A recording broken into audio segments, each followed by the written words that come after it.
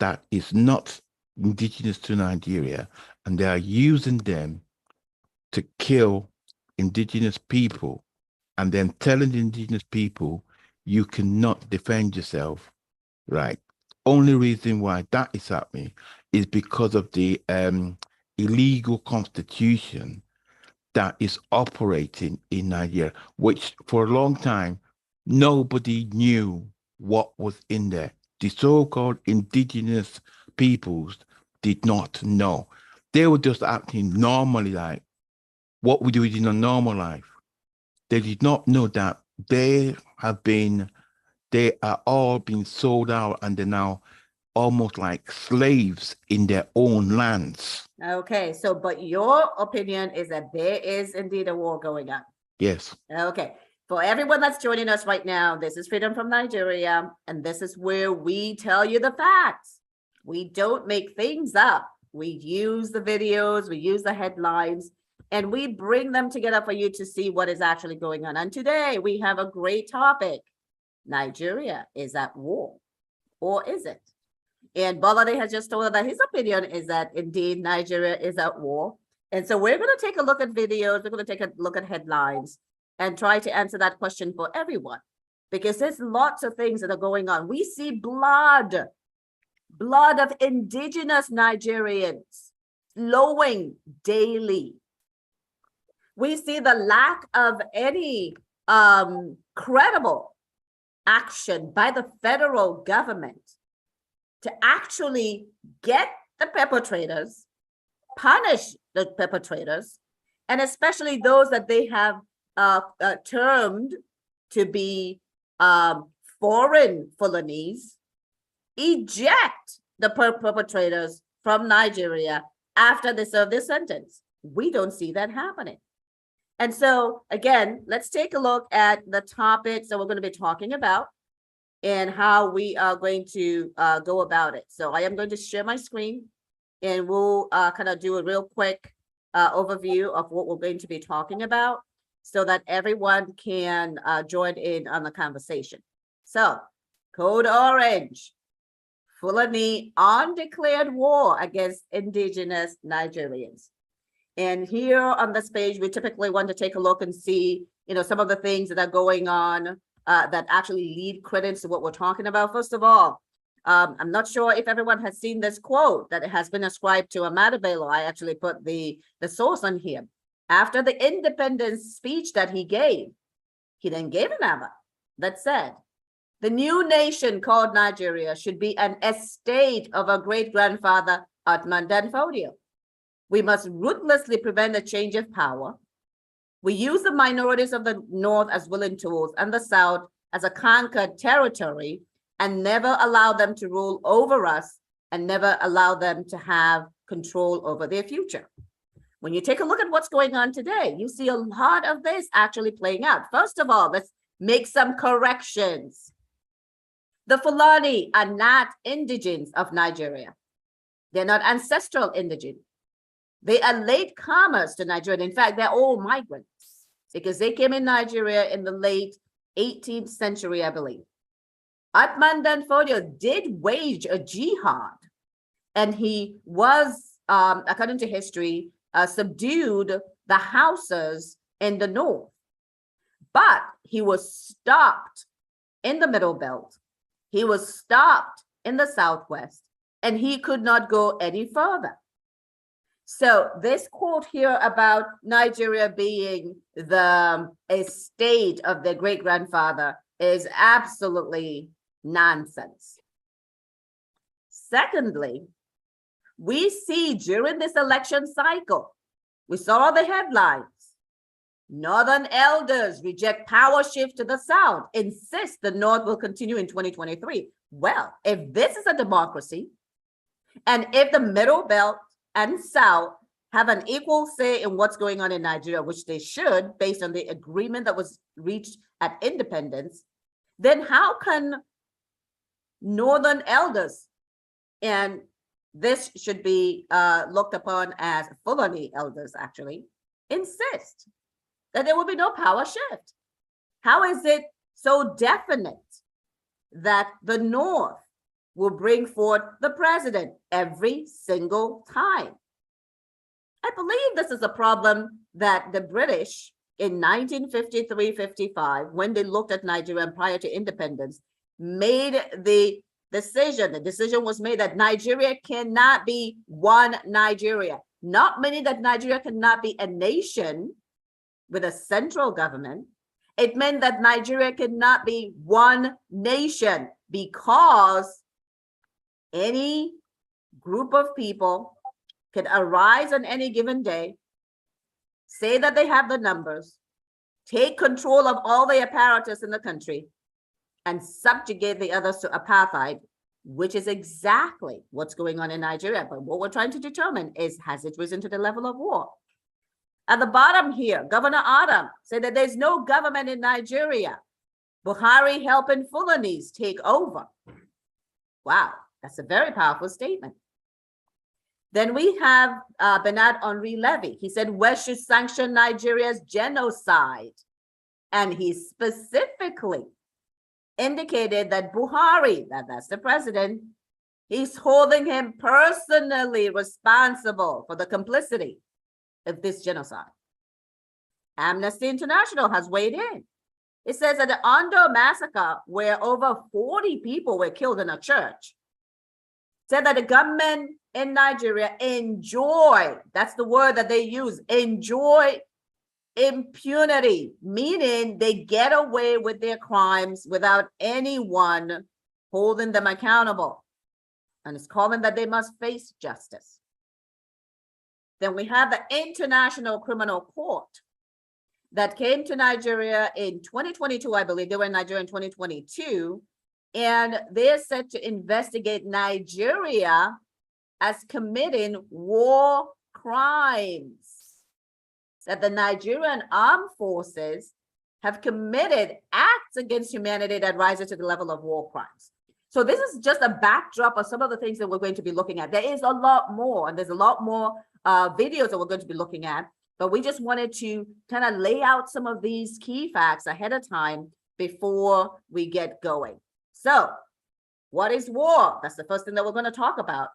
And then we're going to talk about the types of war. Are we talking jihad?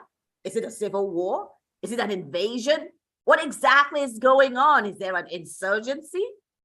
We'll take a look at that. Then there is this curious case where there is a call for self-defense. Why are we calling for self-defense if there is a federal government? Does that mean our federal government is not defending? That is definitely a serious topic for us to look at. Now, in a war, there's gotta be the aggressor, the protagonist, et cetera, and the antagonist. So can we identify who has declared this war or who is conducting this war undeclared? That's what we're going to talk about. Then we'll take a look at videos and headlines. Again, a lot of the talking is going to be very brief because we do want these videos and headlines to speak for themselves. So what are citizens to do? We will talk about that. Topic today, Nigeria is being invaded and is at war. Okay, let's take a look and get some comments from some people around the information that we're talking about. Bolade, what comments do you have? Yeah, one thing, I think is it a Nigerian mentality or is it just something that we just picked up? We are one of the only countries, in fact, it's the only place I've ever seen it, that we will say unknown anything. Gunmen, terrorists, foreigners, whatever. I remember back in the day, kidnappers, they're always unknown. I remember when they burnt fella's house, they said it was unknown soldier. No, it wasn't unknown soldier. The garrison down there were the ones that did it. And everybody knew they did it. But when they came out, it was said it was unknown soldier. So we're the only people that have got unknown, whatever, secret service or whatever, that do things that we now say, oh, unknown. Okay, that is a great comment. Now let's move on to talk about war. What is war? How is war defined? Let's take a look at what it says. What is war? It's said that it's a state of armed conflict between different nations or states or different groups within a nation or state. And then I added here, jihad, religious, could be a war, civil war, that's what they're talking about, between different nations or states, right? And then an invasion is where another nation or group of people it's coming into a place that does not belong to them and is looking to take it over. Okay, so let's talk about a conflict between different nations. Well, I will submit to you that when we're talking about a conflict between different nations, we have that in Nigeria, right? Because we had nations in Nigeria. We had the Eastern region, we had the Western region, we had the Midwest, and we had the North. And as historians will recall, there were a couple others, including the Middle Belt, that was supposed to be carved out of the North. Those were nations. They were autonomous. They were self-governing. They had their own constitutions separate from the central or the small central government. But what happened is that the military now collapsed Nigeria and had incursions into the nations. And Biafra, which is mainly the Eastern region at the time, was wanting to enforce the independence agreement that allowed them to have their sovereignty, their self-determination, and the ability to have their assets, work on the progress of their people, have their own constitution, their own elections. And that's when the war, the civil war, as they called it, ensued. A lot of people make the comment erroneously that Biafra was trying to separate from Nigeria, just as they are doing today. Because those who are calling for self-determination are being called separating from Nigeria. But there is no such thing as separation, because the agreement was for independence, self-determination, self-governance, autonomy of those various areas. What about jihad? What is jihad? Balade, what is jihad? Jihad religious. What is that? Jihad is the Islamic term where they go on a holy war against the non-believers. But jihad should have been confined to history, because that's what Muhammad did. And even Muhammad did not just go on jihad. It was asked, if we're being attacked, can we fight back? The answer was yes. If you've been attacked, you can fight back. That's when they went on jihad. But what the Arabs, I'm going to say, have done with the Quran after Muhammad was go on a mission of conquest all over the Arabia. Now the Fulanis are continuing that in their mind. So we're going to talk about that, right? But jihad is a form of war, religious wars. Religious war. I mean, because we had religious wars, not just we had religious war not just in the Arab area, but even in the Christendom, we had religious war. I mean, there was the issue, not really an open war between the Catholics and non-Catholics back in the day, but the point that Balade is making is that, the jihad, because of freedom of religion, that is pretty much everywhere, except in some places. And some people are still preventing people from having their religious freedoms. So when we look at Nigeria, there are different wars actually going on, but by the same people. They are waging a combined war. So one of the things that I would like to do would be to start off with the video from Prof. Akintoye, as he is reading a letter from those that call themselves the jihadists.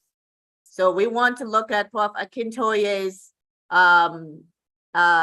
video so that we can see exactly what he is talking about what was going on at the time. So I am going to share my video now, and we will listen to Prof. Akintoye as he reads this letter, which gives us a good insight to what's going on in Nigeria.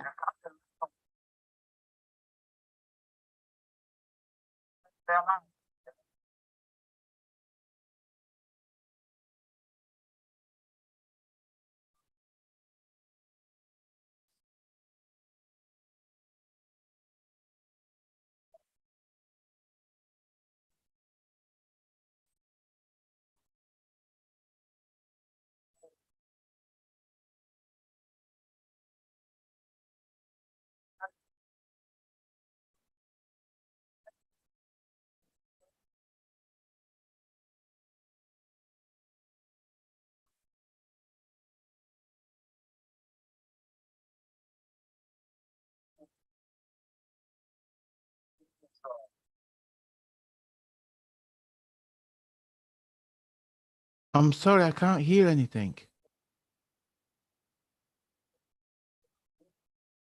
Okay. There was a lot that he said there. Did you hear him talk about I'm sorry, I didn't hear that your anything. federal government cannot defend you and they have amassed money? And have you seen recently where all the money, a lot of money for the federal government, the ones where the termites ate the receipts of billions of naira? You saw that one, right? And you saw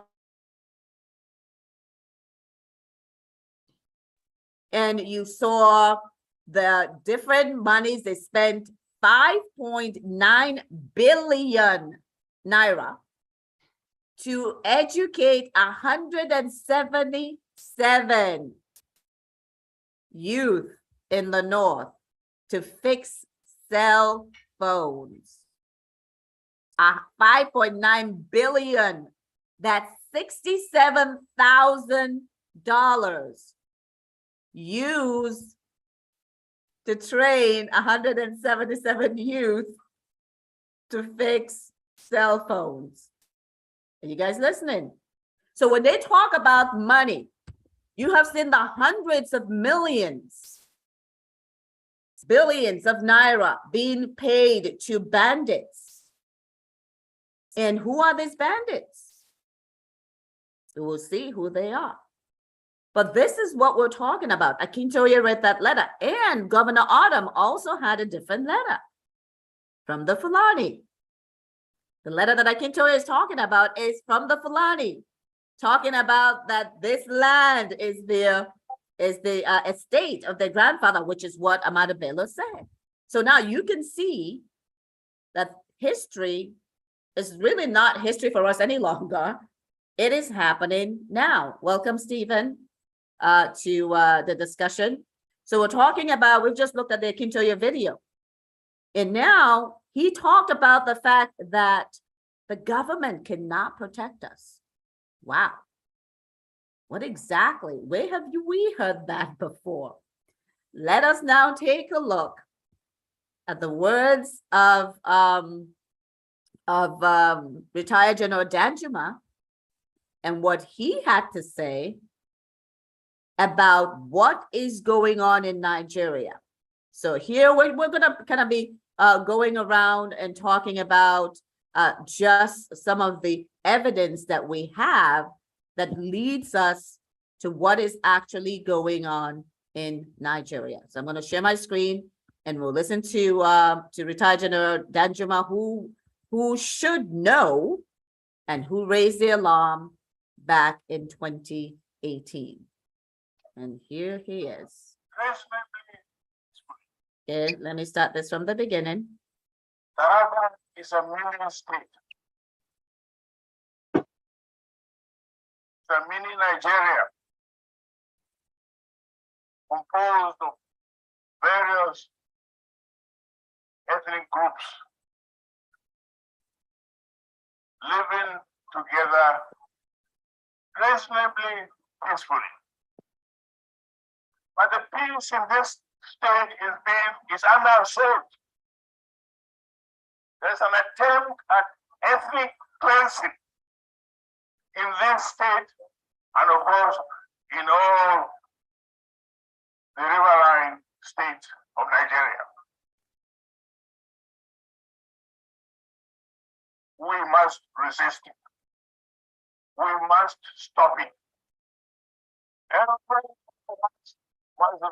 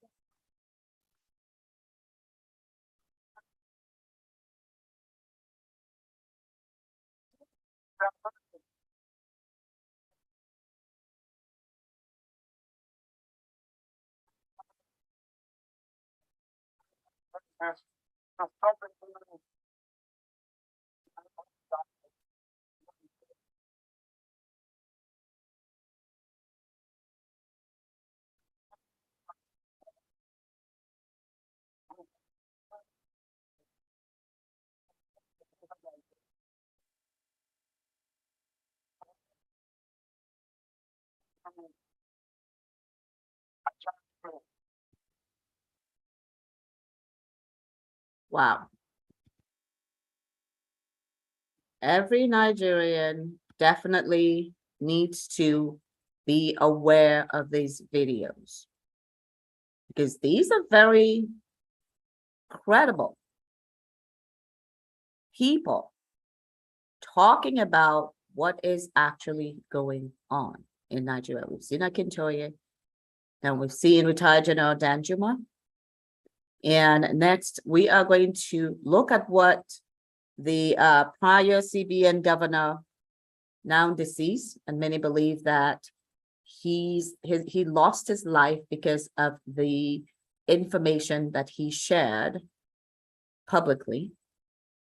So we're going to look at that next. And Balade, I'm going to go to the Melafia video, because most of today we really want to be able to showcase the evidence that's out there, so that people can actually understand what's going on. So I'm going to show them Melafia, and then we're going to have a little chat about those three videos and what they're saying, because there is synergy. There is, you can see the storyline that is going on there. And then we'll look at a couple more videos. There's the lady pastor that was talking about this. We'll take a look at some other videos about the things that have been going on that a lot of Nigerians may not know. Again, we're trying to build a case and show the evidence that Nigeria is at war. And we also want to talk about who is waging this war. Okay, so I will go ahead and go to the Melafia video, and then we're going to talk a little bit about what we have seen so far and the evidence that it is providing to us. Okay, because this is an evidence-based discussion that we're having here, so that we can definitely get at what is going on. Do you think you would have tolerated such nonsense? It's talking about Abacha. General Abacha famously said that if an insurgency lasts for more than 2 days, the government goes. That is the real and the truth. And let me make some revelations, because some of us also have our own intelligence networks. Okay. Have met with some of the bandits. We have met with some of their high commanders. 1 or 2 who have repented. They have sat down with us, not once, not twice. They told us that one of the northern governors is the commander of Boko Haram in Nigeria. Boko Haram and the bandits are one and the same. They have a sophisticated network. During this lockdown, their planes were moving up and down as though there was no lockdown. Moving ammunitions, moving logistics, moving money, and distributing them in different parts of the country. They're already in the south, in the rainforests of the south. They're everywhere. They told us that when they finish these rural killings, they will move to phase 2. The phase 2 is they will go into the urban cities, going from house to house, killing prominent people. I can tell you, this is the game plan. By 2022, they want to start a civil war in Nigeria. Don't joke with what I'm saying. I have a PhD from Oxford University. Okay. Now, this is specifically talking about Boko Haram. Now, we know that Boko Haram are not Nigerians. And we also heard from Danjuma, and he specifically said there's ethnic cleansing and Nigerians are being killed. Nigerians are being killed. And I think he was referring to the indigenous Nigerians from the Middle Belt to the south, right? Taraba is in the Middle Belt, to all the riverine areas. So there appears to be a push to invade and take over the Middle Belt to the south. Okay, I'll open it up for discussion before we look at some more videos. Stephen, what is your take so far? We're talking about Nigeria is at war.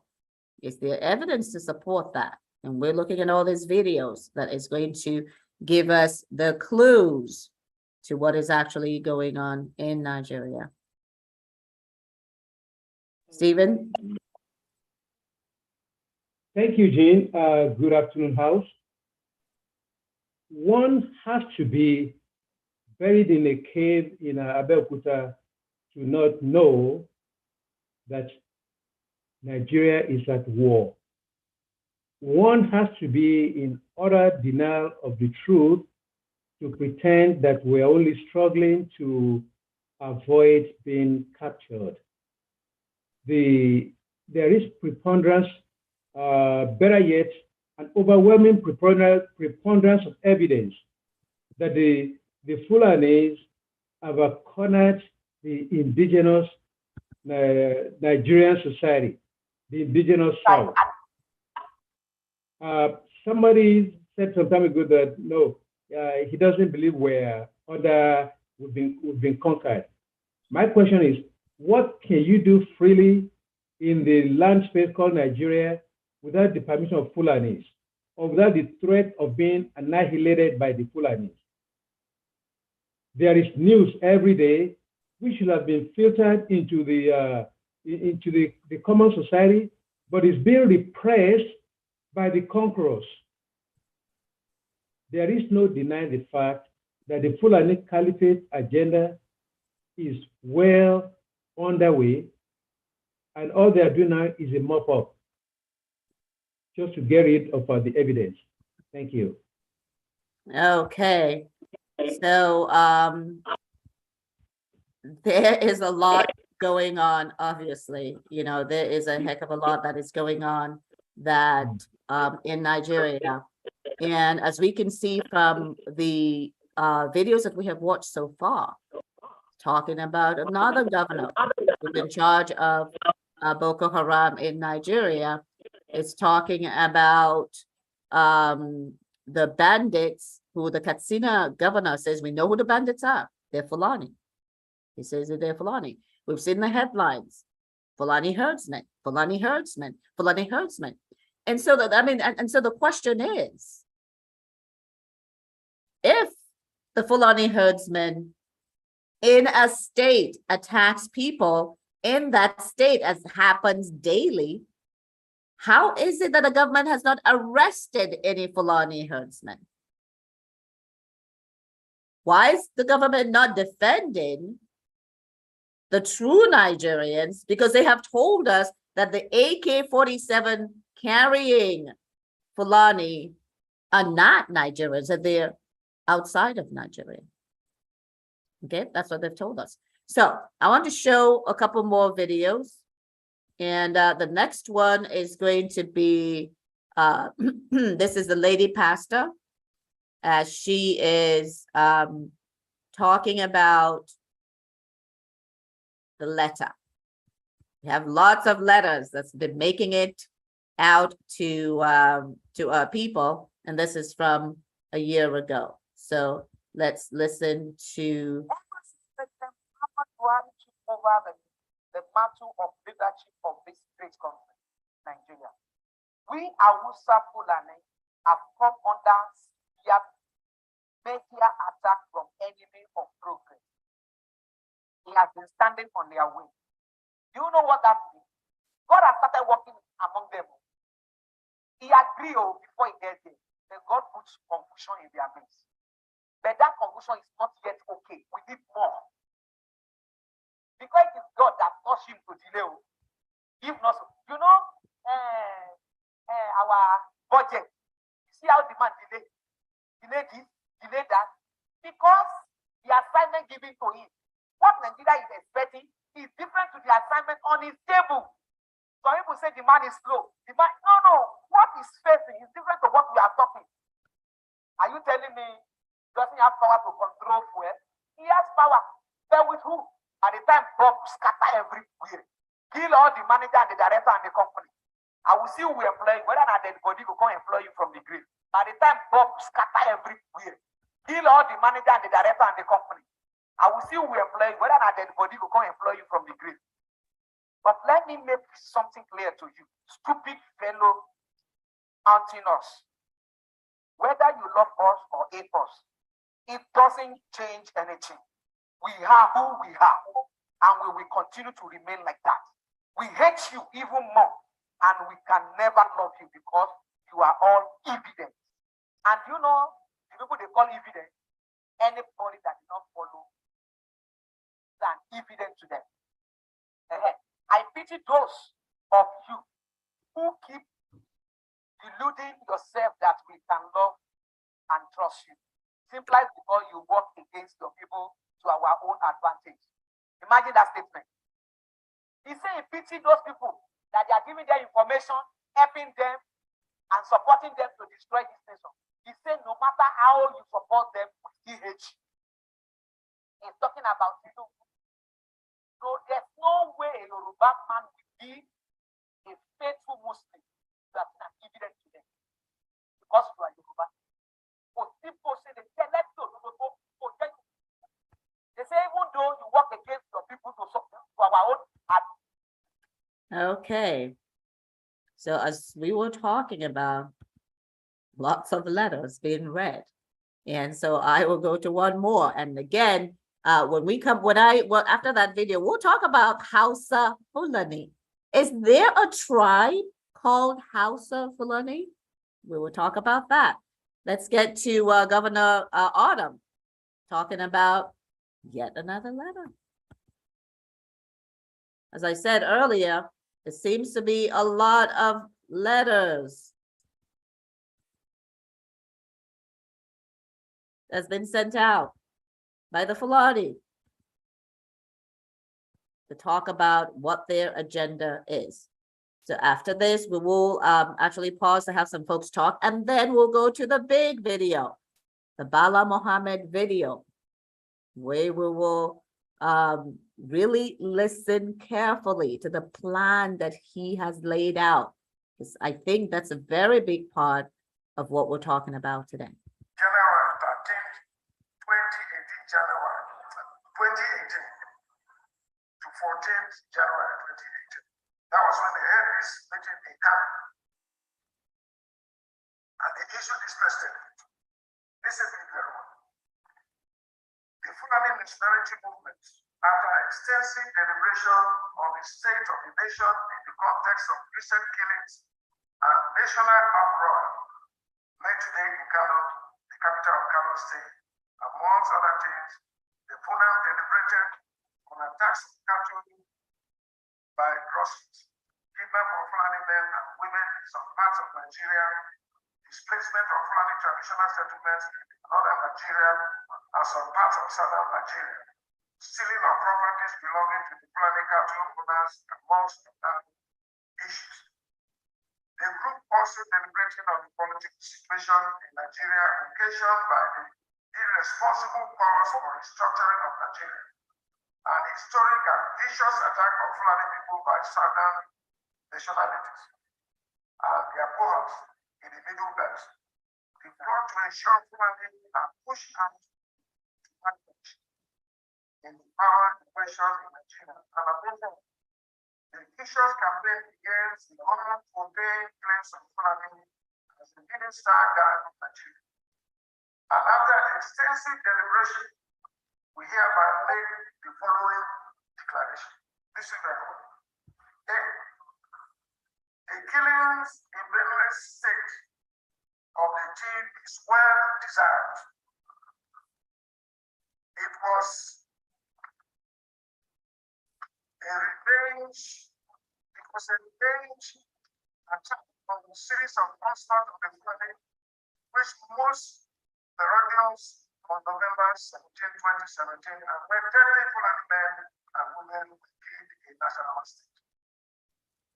We noticed the secretarial culture of the Chief people as demonstrated even in the 1804 Jihad, where they obstructed our ordained conquest of Nigeria. B. We condemn the media propaganda again to wage war against the Fulani supported by Yoruba-Igbo and their bigotry allies in the Middle Belt. That we are aware of plots by minority ethnic groups in the Middle Belt to attack Fulani settlements. D. That we have asked all Fulani across West Africa to raise money and arms to prosecute the oncoming war. We call on all Fulanis to prepare for this holy war. There is no going back. All over the world, Nigeria is the only country given to Fulani by God. Yes, sir. This was the press conference held in Ghana. This is what it is before media is on social media. Okay. So you guys have heard some of the things that have been said. The House of Fulani. And the fact that the Fulani are the accepted leaders and echelon, or whatever it is that he said, in Nigeria. Let's back up again and talk about. Welcome, Prof. Anyanwu. Please help us. Are Fulanis indigenous to Nigeria? Let us start there, because they're waging this war in Nigeria, claiming that they are the leaders of Nigeria. When did the Fulani come to Nigeria? Can we establish that? Because it's important for our people and the world to understand who these people are. What is their origin? Are they ancestral to Nigeria? Prof, do you have some thoughts on that? Well, thank you very much, and good evening, every person listening. I haven't been on this forum for a couple of weeks because I was away, but now I'm happy to be back. You are welcome. Okay. The Fulanis are not indigenous to Nigeria. They're indigenous in West Africa, somewhere from Futajelon Island, and there's nomadic folk that moves all across the Sahel zone, right to the Indian Ocean. Genetically, a lot differentiates us indigenous Nigerians from them. And that is why they cannot claim, neither by genetics nor by habit, that they are Nigerians in the first place, or that they are indigenous to Nigeria. And if you look at the international definition of an indigent, even the white people who have been in Australia since almost 200 years, Thank you. they don't claim to be indigenous to Australia. Exactly. And if you look at the American Indians, nobody disputes their indigenicity, not even the white people who have decimated them for a couple of centuries. They still say that they are immigrants to America with their families. And when they talk about the indigenous American, they talk about the Indians. And even if the white people have spent such a long time with them, they don't claim to be indigenous to America. So Okay. by connotation, I don't see how the Fulanis can claim to be indigenous to Nigeria. The only thing I can say that we national indigents of that area have made the mistake of being so benevolent and tolerant that it gives them the confidence that they think we absorb them into our indigenship. We don't. Right. Okay. Yes. And that is very clear. The reason why we have to talk about this is because when there is a war, whether it's declared or undeclared, it's important to know who is fighting whom, right? So in this case, we've been seeing every single video that we have seen. We're talking about the Fulani. And the Fulani came to Nigeria late in the 18th century. The rest of us have been in Nigeria, the rest of the ethnic groups have been in Nigeria BC. And now we have these people that have arrived. And by the way, as we talked about in several other programs that we have had, they have placed themselves in all the top levels of government in Nigeria. In all the top revenue producing sectors in Nigeria, revenue consuming sectors in Nigeria, the armed forces, the police, and on down. Fulani. And we're going to take a look at the presidency, and you can see the origin of the presidencies. But then this false narrative about this Hausa Fulani, which is not a tribe. The Hausa is a tribe. The Fulani are migrants to Nigeria. They are not indigenous Nigerians.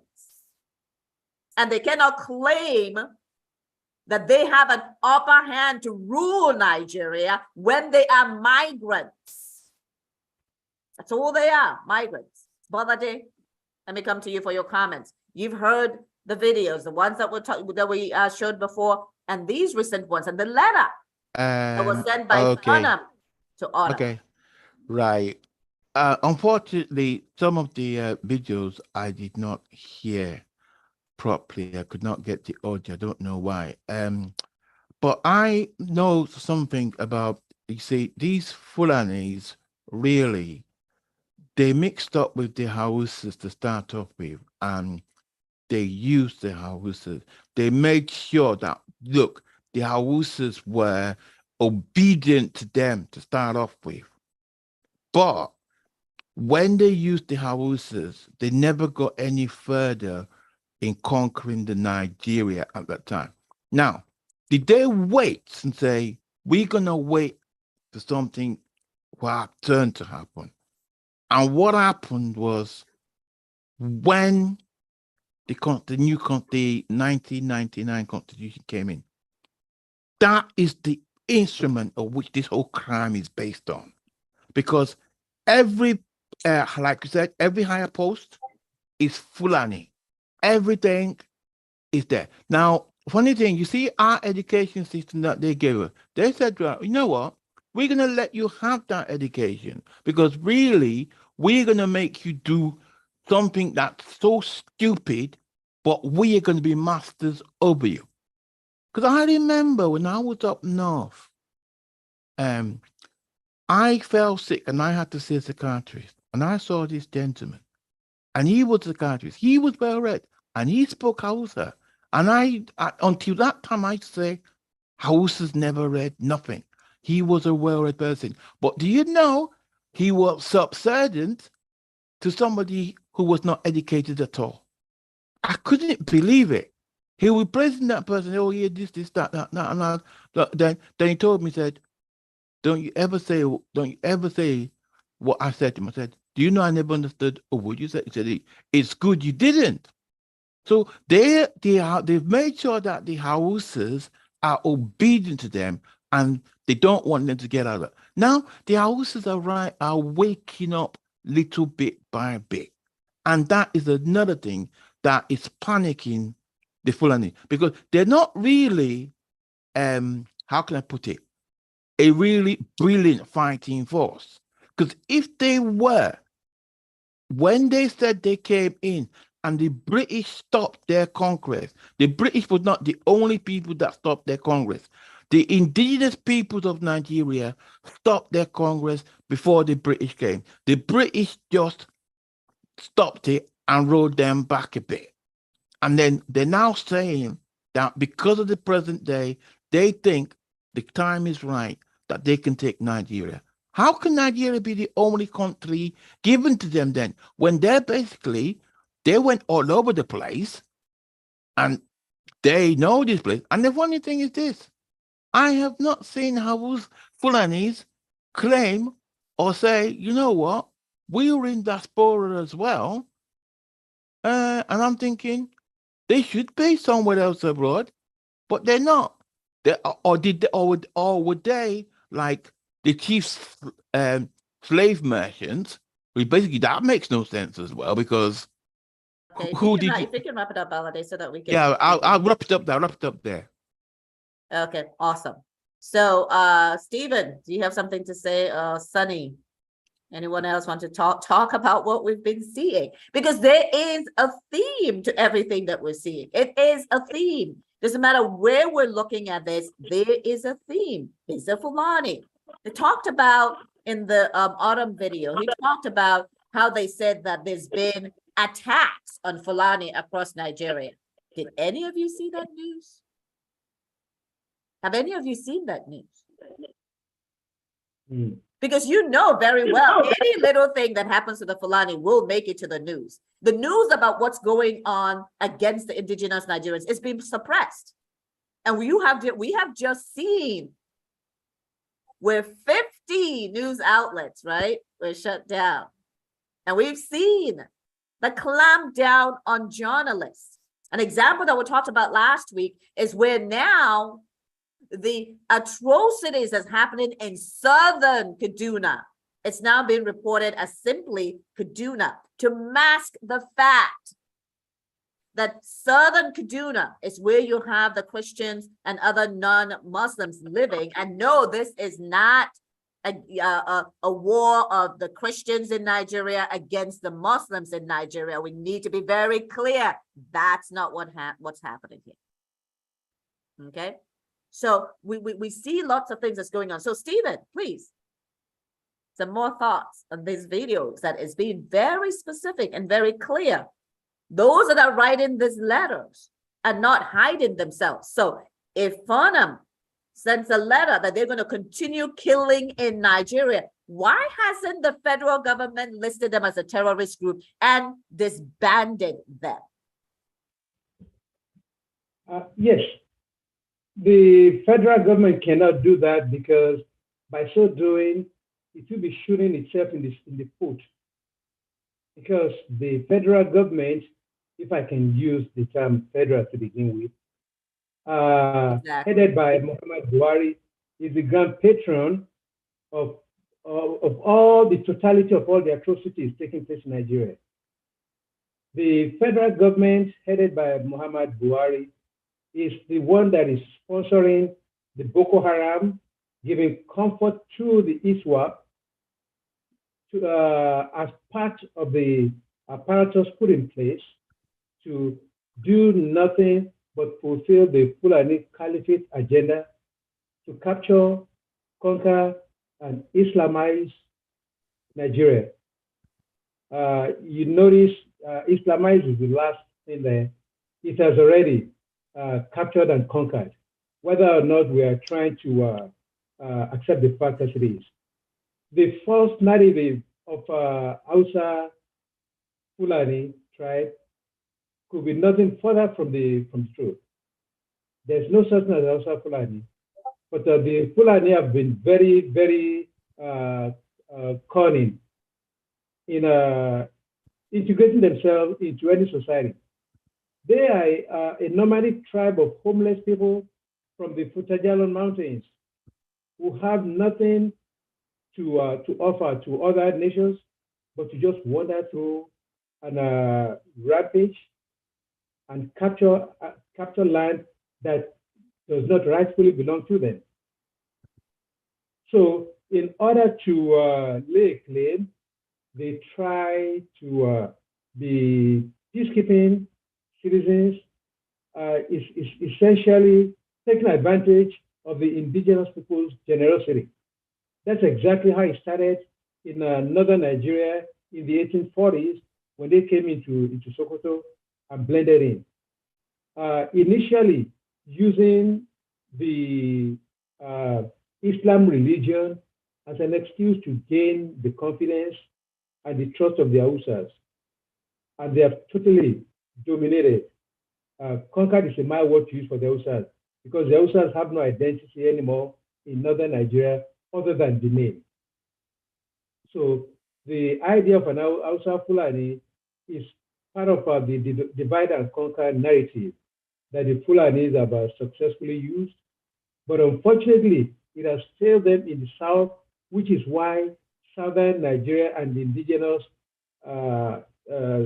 tribes still have a fighting chance because we have resisted the attempt to divide and conquer. I mean, the fighting may be slow because we have some greedy politicians who are dancing to the tune of the crumbs that the unitary government is offering them.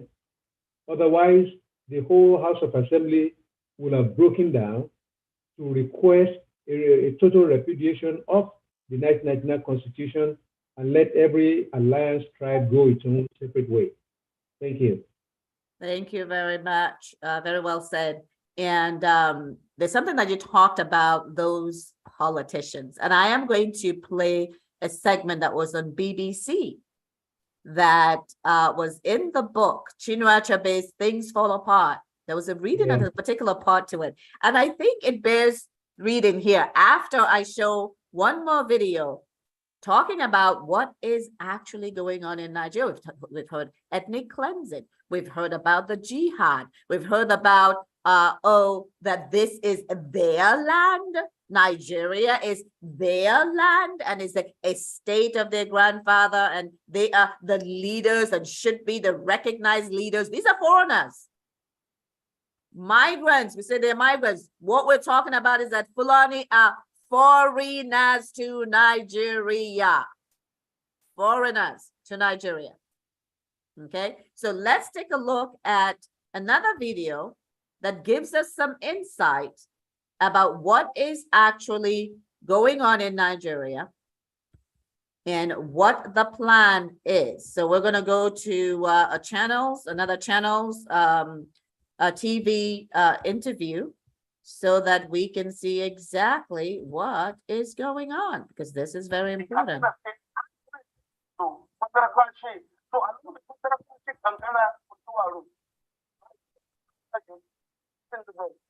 And when I ask this, they say the people are being killed, and the government is not being paid.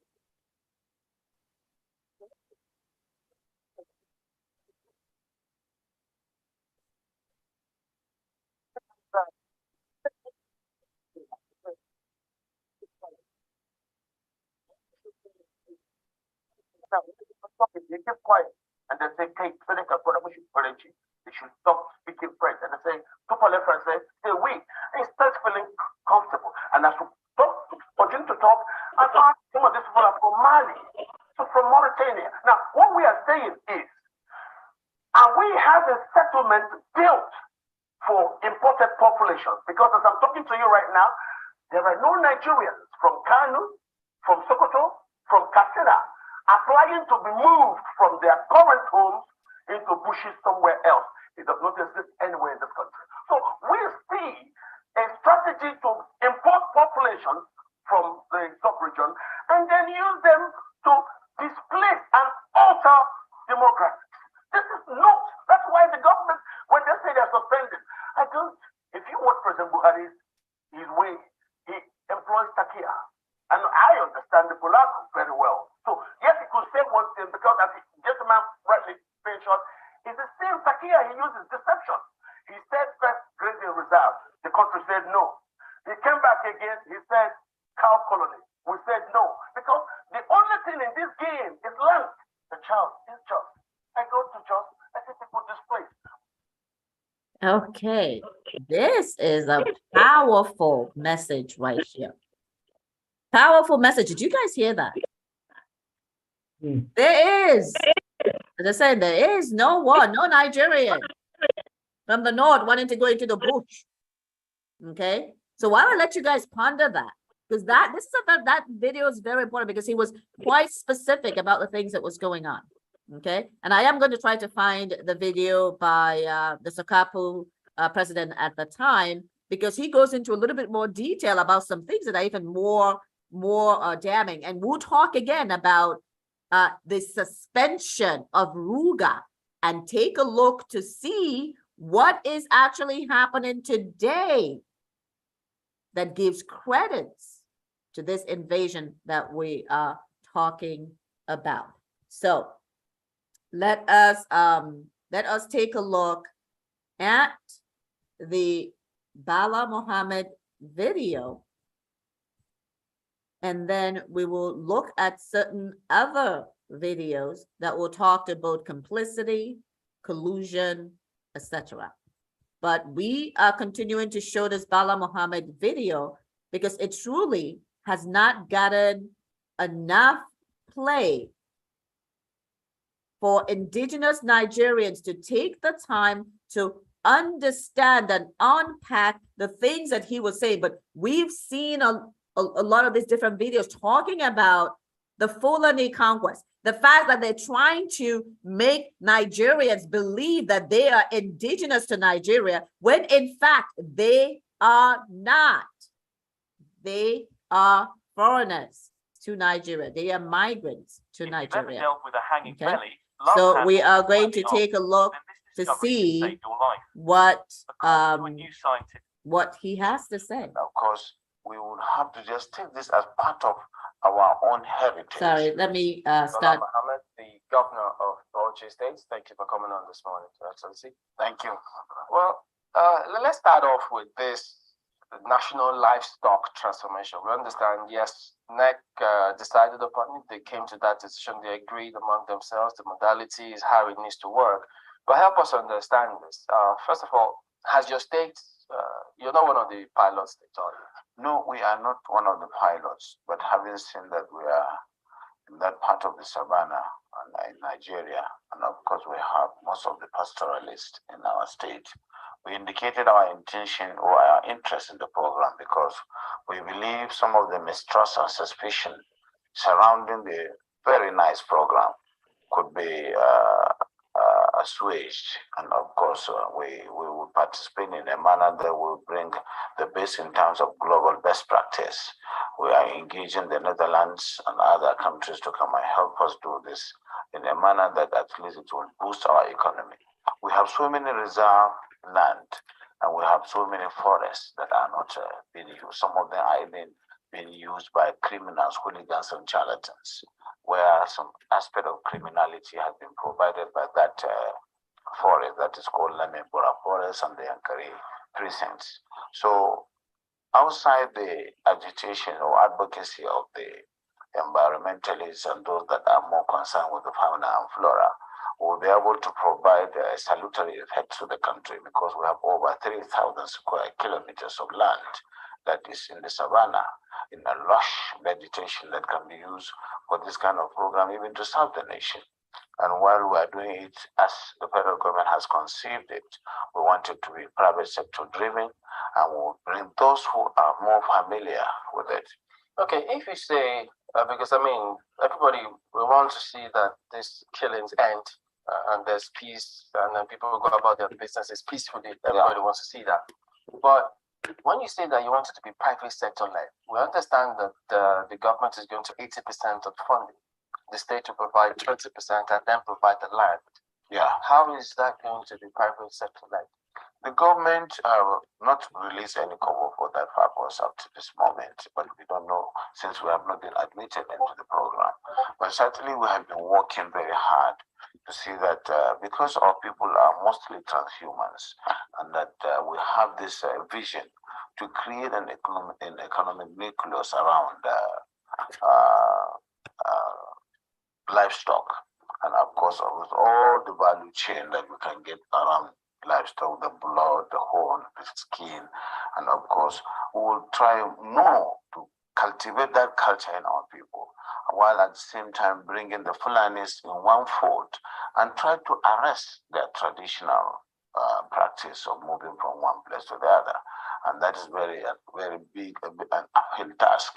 But I think we can communicate with them more, because to them, they don't have borders from Cameroon to Nigeria. But that's the thing, Excellency. How do we ensure that those who will be participating in this federal government largely funded program will be Nigerians? In terms of the funding? No, in terms of the operation. They're bringing Fulanis together. The issue of misconception, I think there is a lot of mistrust and misconception with regards to the Fulani man. The Fulani man is a global or an African person. He moves from the Gambia, from Senegal, and his nationality is just a Fulani man. And as a person, I may have my relations in the Cameroon, but they are also Fulani men. I have relations because from the maternal side, I'm a Fulani man. And that is why we want to educate people. A Fulani man sees himself as a Bayelsan, as somebody coming from the Niger Delta, because he speaks the Niger Delta language, which you and I don't. And of course, we would have to just take this as part of our own heritage, something that is African, and that we cannot just close the border and say the Fulani man is just a Nigerian or this. No, in most cases, the crises are precipitated by those outside Nigeria. When there is a reprisal, it is not the Fulani man within Nigeria that causes it. It is that culture of getting revenge, which is embedded in the tradition of the Fulani man, that attracts reprisal from all over the If I understand, does that mean that those Fulani men who are maybe domiciled in other countries who move around, they can come into the country and this plan will accommodate them as well? Yes, that's what we want to do. But it has to be done through sensitization, telling them you have to buy in the project, and you use the language, the culture itself to be able to convince them, away from the mistrust where the whole system of transhumance or pastoralism is criminalized. Criminalization of pastoralism is the problem that we have with this project. And it requires people with passion who understand them and who they believe in, people like us on that part of the country, to say, yes, we have this. I just wanted to stop there. I'm not really sure what is happening with our picture. Can you guys see me? Okay, I think that was you. That was you, Stephen. But I wanted to stop there because we need to talk about this. Prof, please help me. Every time I listen to this video, I just want to lose my mind. Please help me, Prof. Here are some of the things that I heard, so that our participants and those listening, I mean, there's a lot more, but here's what I heard. They want to bring the Fulanese in one fold. Yes. I think that means invasion.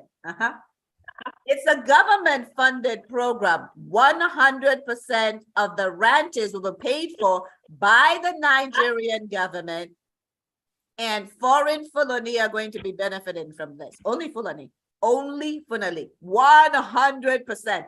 Is there any other program in Nigeria? Is there a farming program where the Nigerian government is paying 100% for Igbo farmers or Yoruba people in the Republic of Benin or Cameroon to come into Nigeria in one fold and bring us all together? Are they going to go to Brazil and bring back the Yorubas there and pay for them to have their own?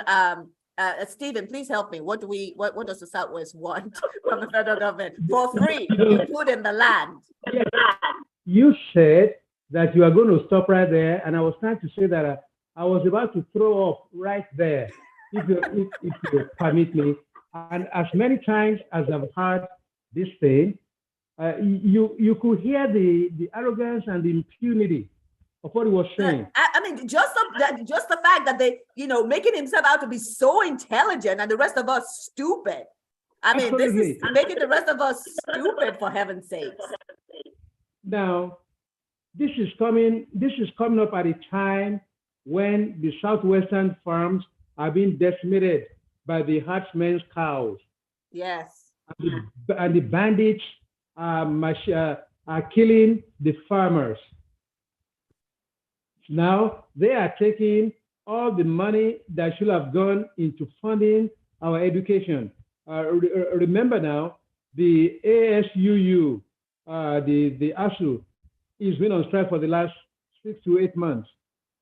They can't find enough money to fund the educational programs, but they can find money to Islamize the nomadic tribes of Fulanis who are, close quotes, global citizens.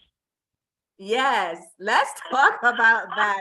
Are there any other people in the world that are global citizens? And does speaking a language now qualify you to be a citizen of a place? Because that's what he's saying, right? They have Fulanese in Bayelsa, and so because they speak the language, they are now from indigenous from there, right? He said their nationality is global. Can somebody please help me? Prof, please help me. Stephen, I don't know if you're done yet, because it's just, I mean, it blows my mind. This blows my mind. Yes. Prof, Every please help time us here. Yeah. Prof, you need to unmute.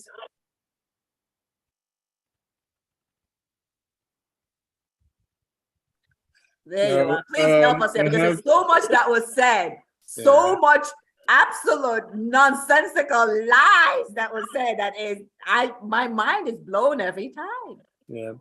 No, I have a problem reasoning with him. And I think he has a problem reasoning with the facts on themselves. But what he's saying has been prepared for him since the time of Babangida, who conscripted Nigeria in the Islamic world without even consulting the Nigerians themselves. Yeah, the OIC, they put them in the So OIC. there is this assumption that that we, the indigenous Nigerians, have already taken over Islam. So when we talk about Islamization now, it sounds strange to the Fulanese because they've assumed we are that already. Yeah. And those who can't coming into Islam full force, they are given money to just come over. That's number one. Number two, the honorable gentleman didn't really understand what indigenization means. Otherwise, no, it's takia. Remember, it's takia. Yeah, otherwise he wouldn't have made that statement. A language does not make you an indigene of the area where you are foreign to in the first place. It only helps you to exploit the people because you know the language. It only helps you to calculate how to attack them because through the language and through the culture, they look transparent. Because if you are coming in a place where people don't understand the indigens, there's not even negotiation. Now, in the world of globalization today, I speak about 3 foreign languages. It doesn't make me an indigene of those countries whose language I understand. So, when Bala Muhammad suggests that those Fulanis in Bayelsa are indigenous because they speak the local languages there, it is ignorance. It Damn is ignorance. Unbelievable, but it's not ignorance. This has been done deliberately, right? Yes. Talking about global and that their nationality is global, right? Yes. I mean, and so pretty much what they're trying to say, and listen carefully. This is what he's saying. He's saying that the Fulani can go anywhere in Africa and take it over. Now, let's remember the Fulani are not really like people of color like us. They are part Arab. I think that's in their DNA, is that they're part Arab. And what did he say, right? In fact, they are African Arabs, to be Yes, specific. that's what they are. That's what they are. That's what they are. So what they're saying, he says, is Fulani outside of Nigeria that are getting revenge. And this is embedded in the culture of the Fulani. This is very important for Nigerians to understand, that and the world to understand. We are dealing with a group of people who believe in kill, kill, kill, revenge, revenge, revenge. They do not want to live at peace. They equate 100 human lives to 1 cattle life, is what Mieti Allah said. 100 human lives, they said, only equals 1 cow's life.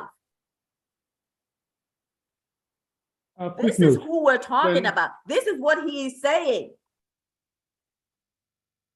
Pretty much saying that they are going to be taking over Africa. See, the Arabs took over North Africa, and then it looks like they're recognizing that the resources are not there. The resources, you gotta go south. You have to go south to find the wealth. And so it's not just Nigeria that's been attacked. We've talked about this before. They tried to take over Central African Republic. Now I saw the news just last week or the week before. They are now wanting to be recognized as a tribe. And I think it's in the Ivory Coast. Did you guys see that?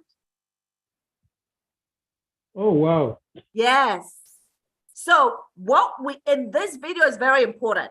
And this is where Black Africa must come together to fight this menace. They are not just looking to Nigeria or Ghana or Cote d'Ivoire, Ivory Coast, or any of the numerous places in Africa that they are in Black Africa, which is in the South, that they are looking to take over with their Arab friends, because that's their DNA.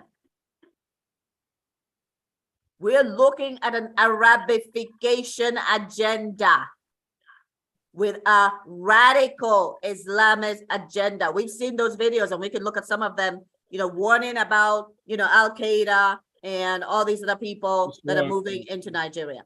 But I want to show a video. If you recall, Melafia said that during the lockdown, the COVID lockdown, they were moving around as if there was no lockdown.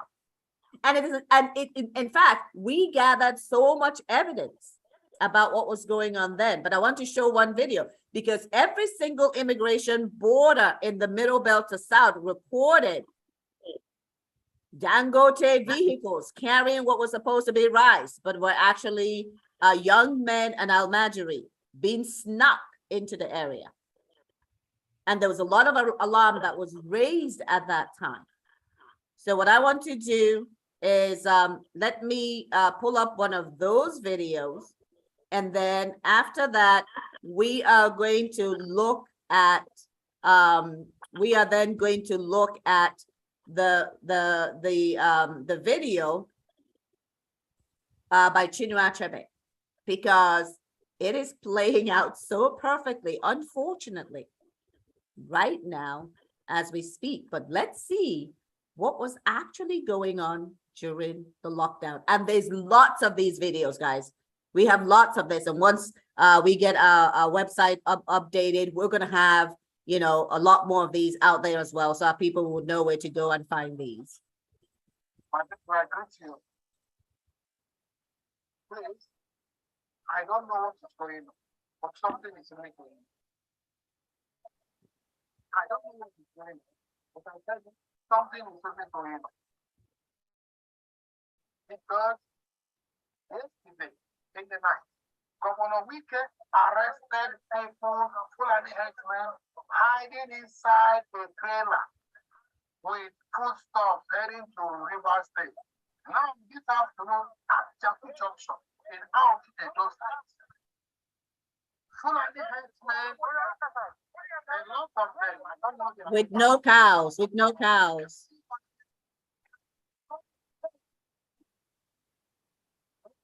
inside a 40-feet container. 40-feet container. Can you tell me what are these 500 men hiding inside a 40-feet container? These men hiding inside a 40-feet container and heading to. I beg every Southerner, wherever you are, This is just one of many, because the alarm was raised.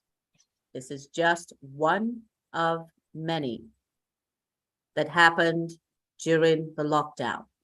There were thousands of thousands, whether on the freeways, whether in the forest. They actually were driving through the forest, and you ask them where they go, because they're not Nigerians. They don't know where they're going.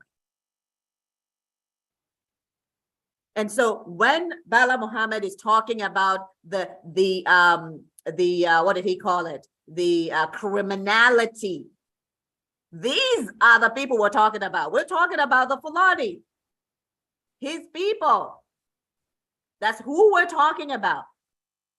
That's the criminality that is going on in Nigeria.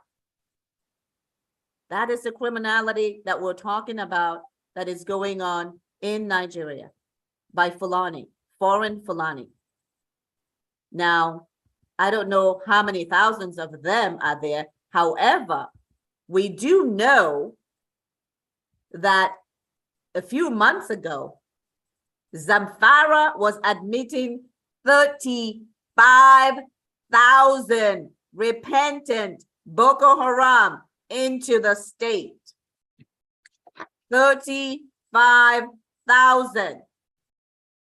And we know from what Bala Muhammad says and what Buhari himself said, that he said that the criminals that are carrying this AK-47 are foreign Fulani.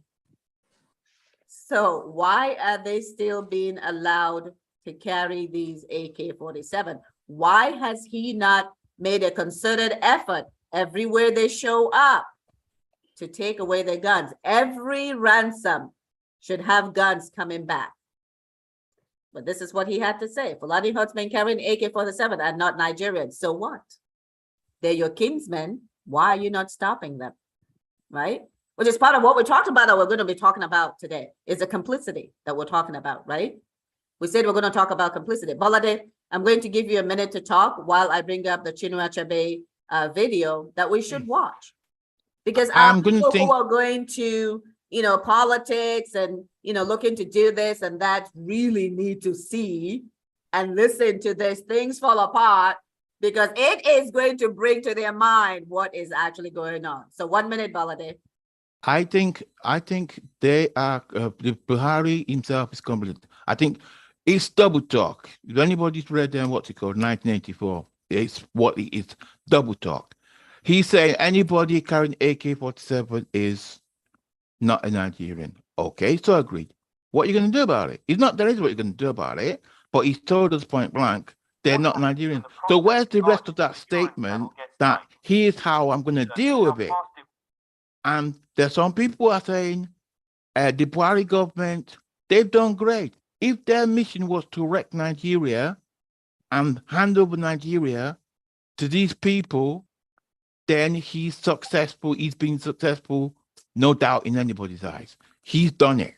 Because for us to come back from it now, it's going to be a long, hard way. It's not finished. Everybody's just opening their eyes to see what's happening.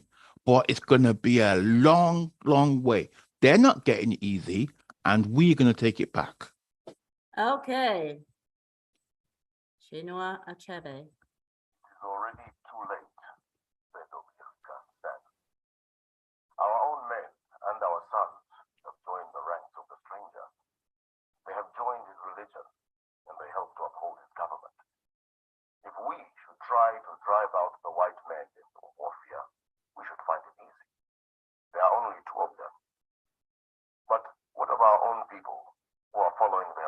have been given power. They would go to Umuru and bring the soldiers, and we would be like Abame. He paused for a long time and then said, I told you on my last visit to Mbata how they hang Aneto. What has happened to that piece of land in dispute? Asked Ojukwu. The white man's court has decided that it should belong to Nama's family, who had given much money to the white man's messengers and interpreter. Does the white man understand our custom about land? How can he, when he does not even speak our tongue? But he says that our customs are bad, and our own brothers who have taken up his religion also say that our customs are bad. How do you think we can fight when our own brothers have turned against us? The white man is very clever. He came peaceably and quietly with his religion. We were amused at his foolishness and allowed him to stay. Now he has won our brothers, and our clan can no longer act like one. He has put a knife on the things that held us together, and we have fallen apart. Okay. Wow. Comments, people, because can we see how this is playing out today?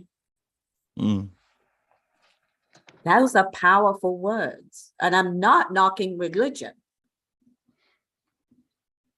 Do we see how this is played out today? Let's take a look at the call for self-defense and the call against open grazing. Autumn was the only governor that stood up. Where was the rest of the Middle Belt and South governors? Where were they? What about putting up state defense to protect the indigents? Once again, Autumn. Where are the leaders? Where's the rest of the Middle Belt? Where's the South? What are they doing? Okay, this is what the problem is. And we need to be aware of that. With all this killings, what are the governors in the Middle Belt and the South saying? Who have they condemned? Who have they brought to book? Why are they paying for cows but not human life? Why are there 6 million indigenous Nigerians in IDP camps while the federal government is building ranches for foreign Fulani for free? Where's the voice from the Middle Belt and the South? And I'll yield for somebody else to speak, because this is a malaise. This is a sickness that is not just holding Nigeria back, but holding all of Black Africa back. This struggle, this love of power, love of money, love of things good while your people die at your feet. And yes, they are dying. 100 million are now living in abject poverty against the backdrop of private planes, of the managers, not the owners. The managers are flying in private jets while the owners are dying. The masses own the country. But 100 million of them are living in abject poverty. Why? Do we not have our own brothers as governors, as senators, House of Rep, PAs? Where's their voice? So we need to be very diligent in socializing our people to what is going on. It is imperative that we do so. It is imperative that we do so. So I'm going to yield. Welcome, Honorable. We're talking about things fall apart in the context that what happened when we were colonized previously is still happening today, as the Fulani, who are foreigners to Nigeria, have set up an apartheid 1999 constitution and are executing to it. And in fact, no pun intended, executing the indigents. We've seen the videos. And are now trying to really put our necks in the noose. And so I'll let Honorable speak, and then we're going to talk about the state indigent amendment. We'll talk about the water resources bill, and we'll talk about, did Buhari really drop RUGA? That's coming up. Honorable, welcome. We're talking about, is Nigeria at war? And we're looking at video and headlines that give us. Thank you, ladies and gentlemen. What's going on. Thank you, ladies and gentlemen. Thank you, Jean. Thank you, everybody.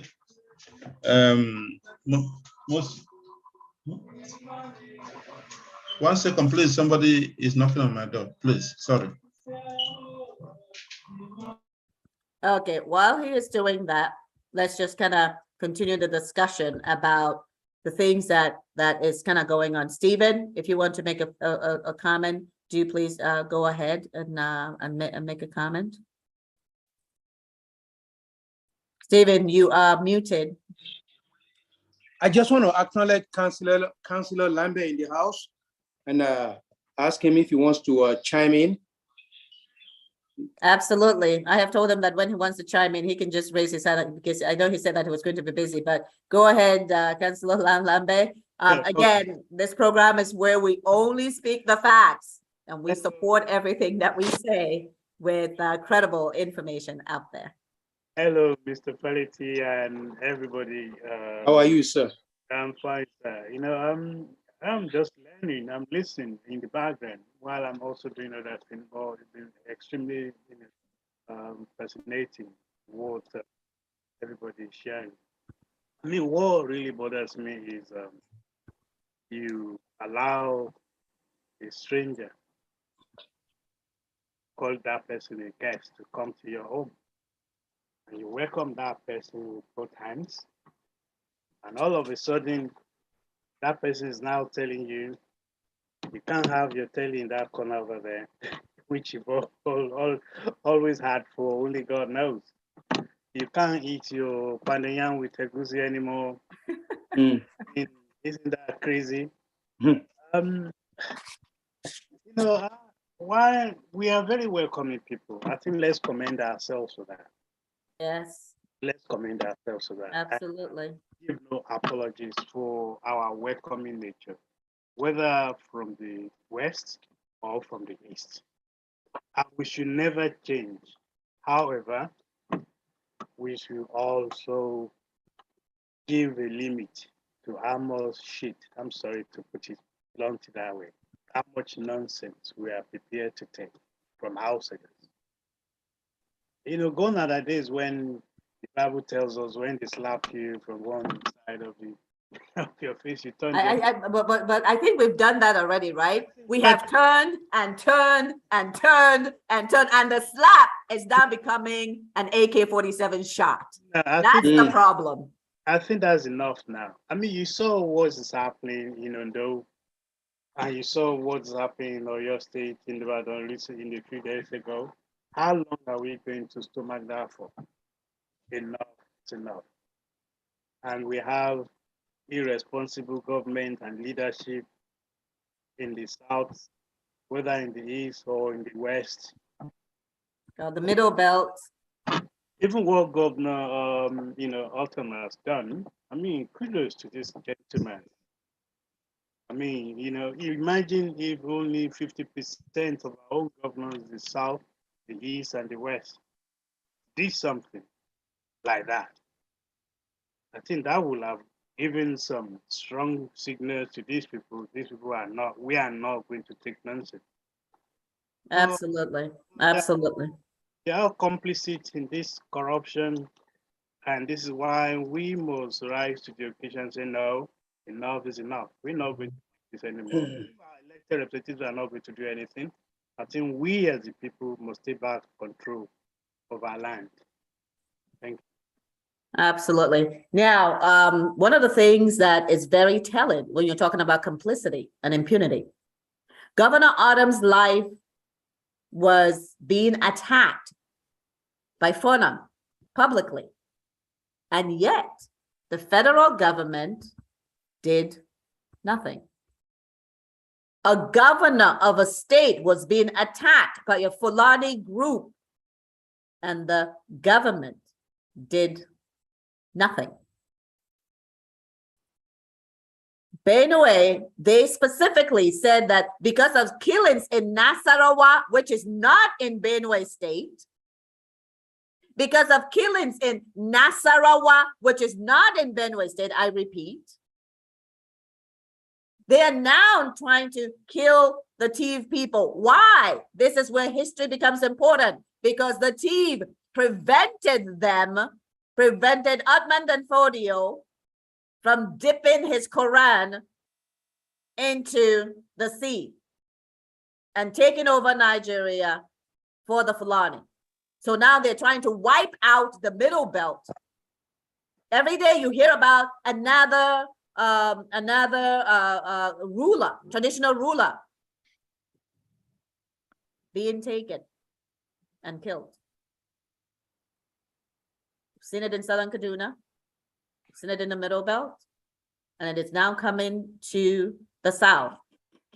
And we'll also talk about these emirs and Serekis that are now popping up in the middle belt of the south, which is an affront to our culture, because we are not an emirate. We have no emirs. We have our own traditional rulers, and that practice, all governors must stop it. So go ahead, Stephen, while I get ready the stuff that we're going to be talking about on that water resources bill, those emirs and Serekis, etc. Go ahead, Stephen.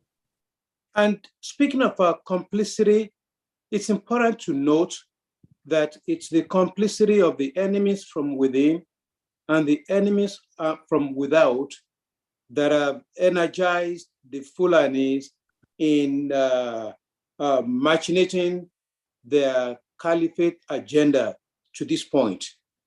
The enemies from without are the British. The British complicity in the early days of the amalgamation and the very early days of the independence have given impetus to the conquest agenda of the Fulanis by mismanaging the electoral process that puts the Fulanis in power and set them on a trajectory to integrate themselves into the society and positions of power. Now, fast forward to the 20th and the 21st century. The complicity of the enemies from within, the political elites of our southern leadership, have further energized the realization of the last phase of the caliphate agenda, because with the fat paychecks and the crumbs and other perks, they are able to, albeit coldly, look the other way while their tribesmen are being decimated and maimed. So we can't overlook the complicity factor in how the Fulanis have gotten this far. It would have taken them much longer if we didn't have the British in the early days backing them up behind the scene, and down the road the electoral elites of the southern leadership just looking the other way without doing anything. Thank you. Absolutely. This is Bernard Henri Levy. The Nigerian government is not only tolerant, but complicit in the violence in Nigeria. Levy told a press conference at the Hyatt Regency Hotel on October 27, I think that was 2021. Were I a congressman in the United States, I would study targeted and well-proportionate sanctions against a regime which encourages such crimes. I accuse the regime of Muhammadu Buhari of complicity of the Islamic Fulanese. Strong words that's been echoed, but not in enough places to really start making a difference. And which is why it's very important. We need to drive the narrative. The indigenous Nigerian, the indigenous African, Black African needs to drive this narrative, whether you're in Africa, whether you're in Jamaica, whether you're in Brazil. Your heritage is under attack. There is a war. The UN last year revised their numbers of the number of people killed in the Northeast alone to 350,000 people from 35,000. Do you know why there's such a disparity? The information is being suppressed. The killings in the Middle Belt, the killings in the Southwest, the killings in the Southeast, where our leaders can no longer be called our brothers' keepers. Where is the voice of reason from the ruling elite? Because that's what they have become, elite. They are paying themselves outrageous amounts of money while watching young children under their charge, scavenging for anything they can find in mounds of trash. 100 million? 100 million. Every indigenous Nigerian must rise up and demand that the salaries of these people who are just managers, they're not owners, must be slashed. The allowance is slashed, pension slashed. How can Tinubu give himself 300% of his salary when he has retired? 6 cars every 2 years or some ridiculous nonsense. How can we have those who are still, they were governors, now they're senators, or senators, now governors, they're collecting current pay and collecting pension? In what country does that make sense? Citizens, this is your money that is buying those private jets, that is buying all those outlandish cars, that is paying them. The amount of money that they're being paid far outpaces the United States or any other country. And I'll let somebody else speak while I find that chart that shows compensation around the world as compared to politicians in Nigeria. Bolade, go ahead. Find that. Yeah, I was gonna say something. I don't think, do our politicians, do they have any common decency, or do they think, or do they even learn from history, even just current events? Let's look at Sri Lanka. Look at what happened down in Sri Lanka. The people eventually took over. The military stood aside and let them to go because they knew something was wrong.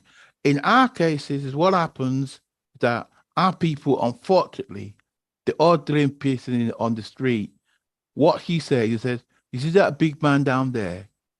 I want to be like him one day. Not knowing what he done. Now, when he knows what he's done, he doesn't say, oh, that's wrong, we can't do that. He wants to do that. Now, till that changes in us, we ain't going nowhere. Because, like we said, the senators, they got all this money. They would spread the word. You can tell somebody on the street, well, so what if I was there? I'll probably put it 10 times what he's getting. So like we said last time, the people that are being ruled, they've got to hold the senators and the president and all the elective officers to account. Because we're not doing that. Now the next generation, like they say in a horse race, the one behind, let me speak in Yoruba, anybody that understands Yoruba, the horse at the back watches the horse at the front in the race to see how he can go. So our youths coming up, they're being adopted into this madness. So instead of them being able to say, we want to get out of it, even when they did try to say, NSAS, look what happened to them and say, oh, are we going to let NSAS happen to us again? So basically, they now get, how do I put it, indoctrinated into the system. And it's a vicious circle that will now continue, except somehow it is broken. I heard this argument with a friend of mine, and he said, Baladi, supposing by a mystery, you now get put in charge of the whole thing. I said, well, one of the things I would say point blank, if the kids are suffering on the street, no senator should have peace. You've got to make it that the people have got something. Now, if I can say that, even if there's corruption, and I can say that on a regular basis, a little thing might change. The rest of it, I cannot do it alone. That's what I got to say at the moment. Absolutely. So as we're talking about this, let's talk about some of the things that have been happening. There's that water resources bill that was killed. Back again, right? And we had various groups that raised the alarm around that, because you know what the water resources bill is aiming to do? It's aiming to take over every single piece of water and land. I think it was like, I don't remember how many miles on either side of the banks will now be taken over by the federal government, which is controlled by the Fulani, meaning that now gives them land to now truly change the demographics. And on the heels of that, there is a state indigent bill. So all you indigenous Nigerians, listen up. All those terrorists, all those foreign terrorists carrying AK-47s are getting ready to be indigents of your state if the caliphate-controlled Nigerian government has its way.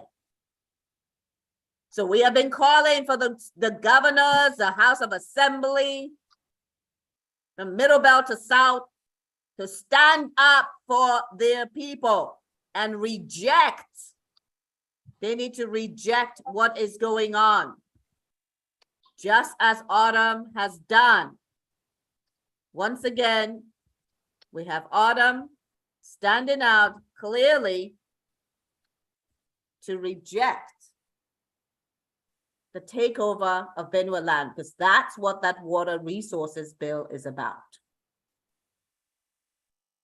So make no mistake, he is quite clear on what is actually going on, right? So we asked the question, did Buhari truly give up on RUGA, as he said? Let's take a look. This is 2022. Federal government to establish 119 ranches in Benue, Taraba, others. Do you see those states? Those are the states where ethnic cleansing is vigorously going on today. They want to establish 119 ranches.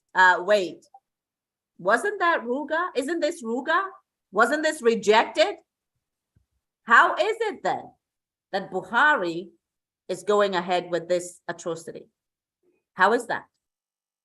Okay, so I'm gonna let somebody else speak while I pull up some information on the new emirs coming to you in the Middle Belt to South.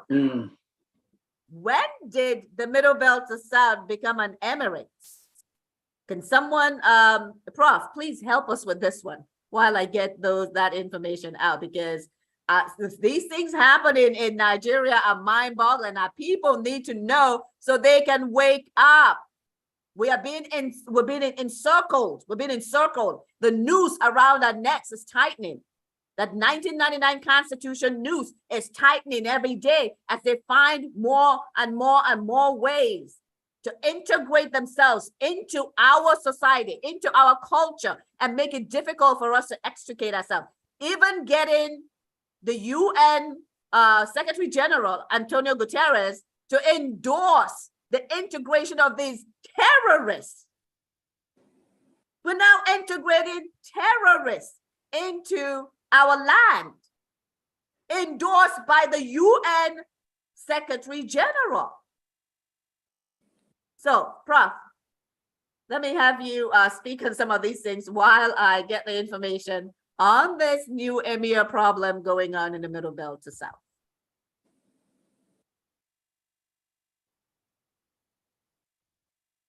Prof, if you're speaking, you need to unmute.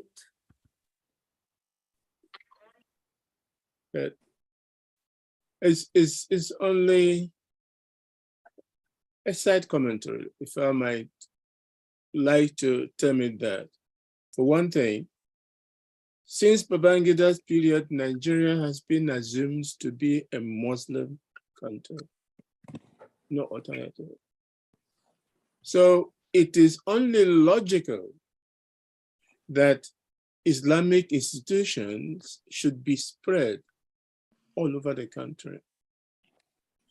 And since there is no democracy in Islam, especially the type of Islam we have in Nigeria, which is akin to the Islam in Saudi Arabia, nobody's going to ask you, Jane, nobody's going to ask me whether it is appropriate to have these Islamic institutions all over. It is not just that, the Emirates. Remember, there was a time we had a Muslim minister of education who scrapped the teaching of non-Islamic religion from the curriculum, from the WAEC, from the WASC. And it took combined effort of many Christians and non-Christians in Nigeria, like the Khan, to have him not backpedal, but to remove those clauses that were directly offensive to non-Muslim community in Nigeria, which is the majority, I have to point out. Now, if you want to complete Islamization of Nigeria, and if you want to complete Fulanization of Nigeria, you have to institute you have to get institutions that can be governed directly from the emirate, from Sokoto, or anywhere, wherever they declare it is their seat. And that's the problem we're having. Now, for those non-Muslims, I wouldn't say it is a bitter pill. For all indigenous Nigerians, it is a direct affront, because you can't even argue, you don't have the right, according to the Islamic institutional arrangements, to protest against all these areas that are going to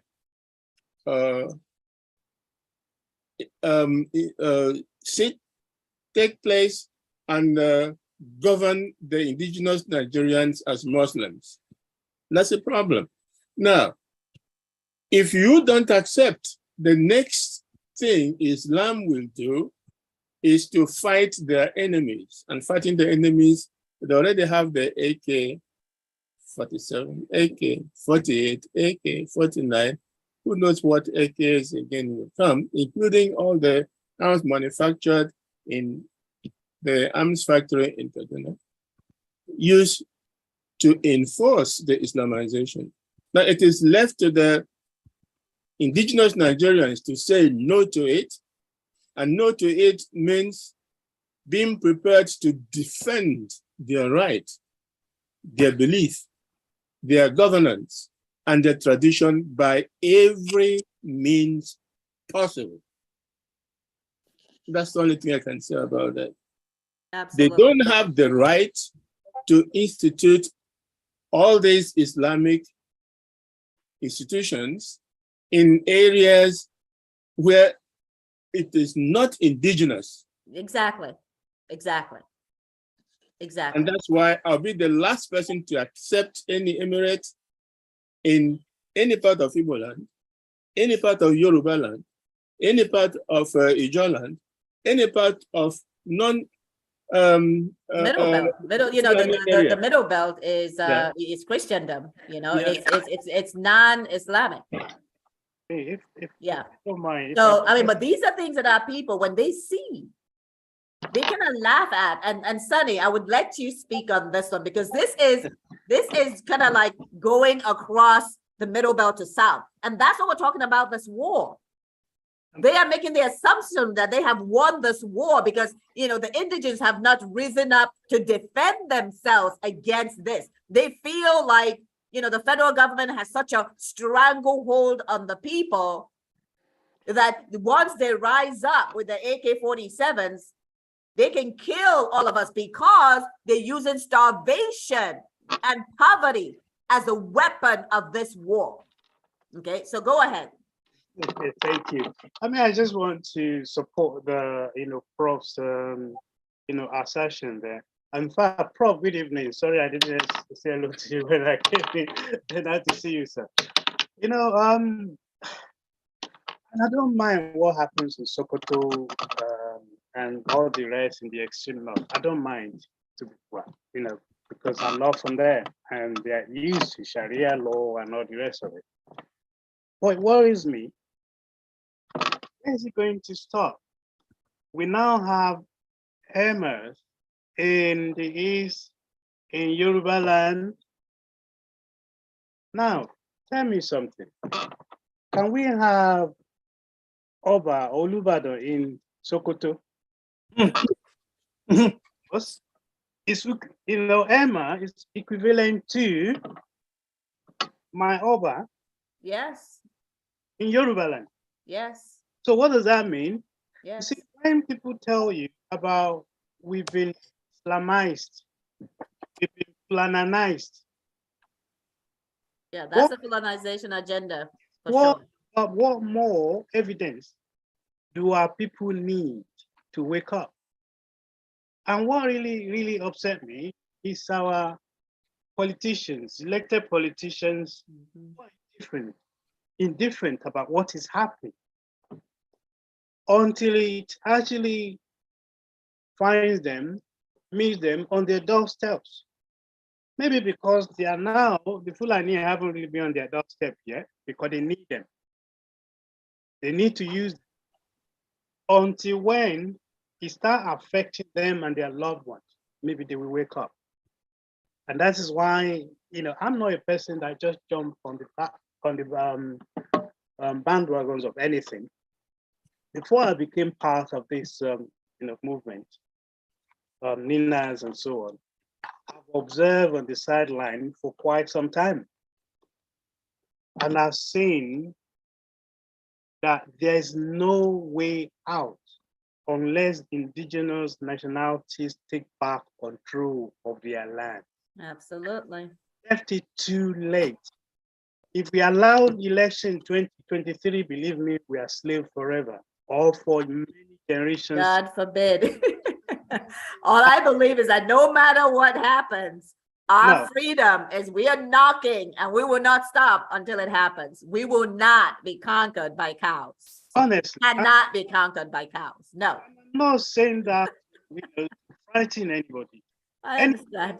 An iota of sense left, who has been, observing what's been going on for some time, in difference of Buhari, for the killings, the raping, the kidnapping, and everything, and you still believe there's a united Nigeria.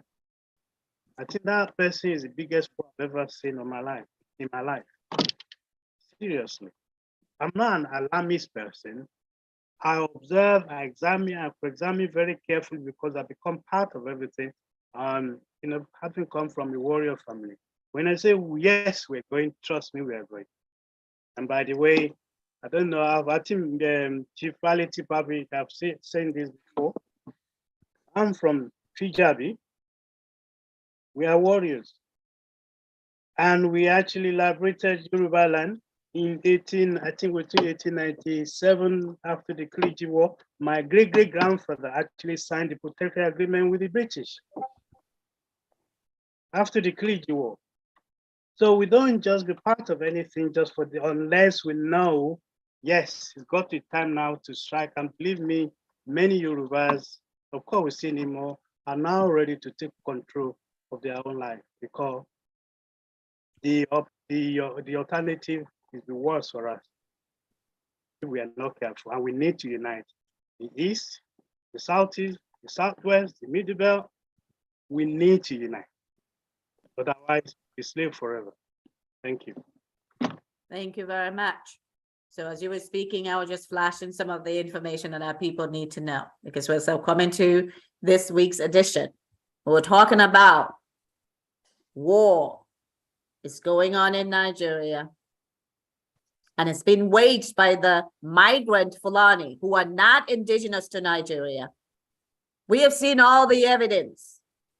We have seen, and this is just a tip of the iceberg, what we looked at today. There's so much more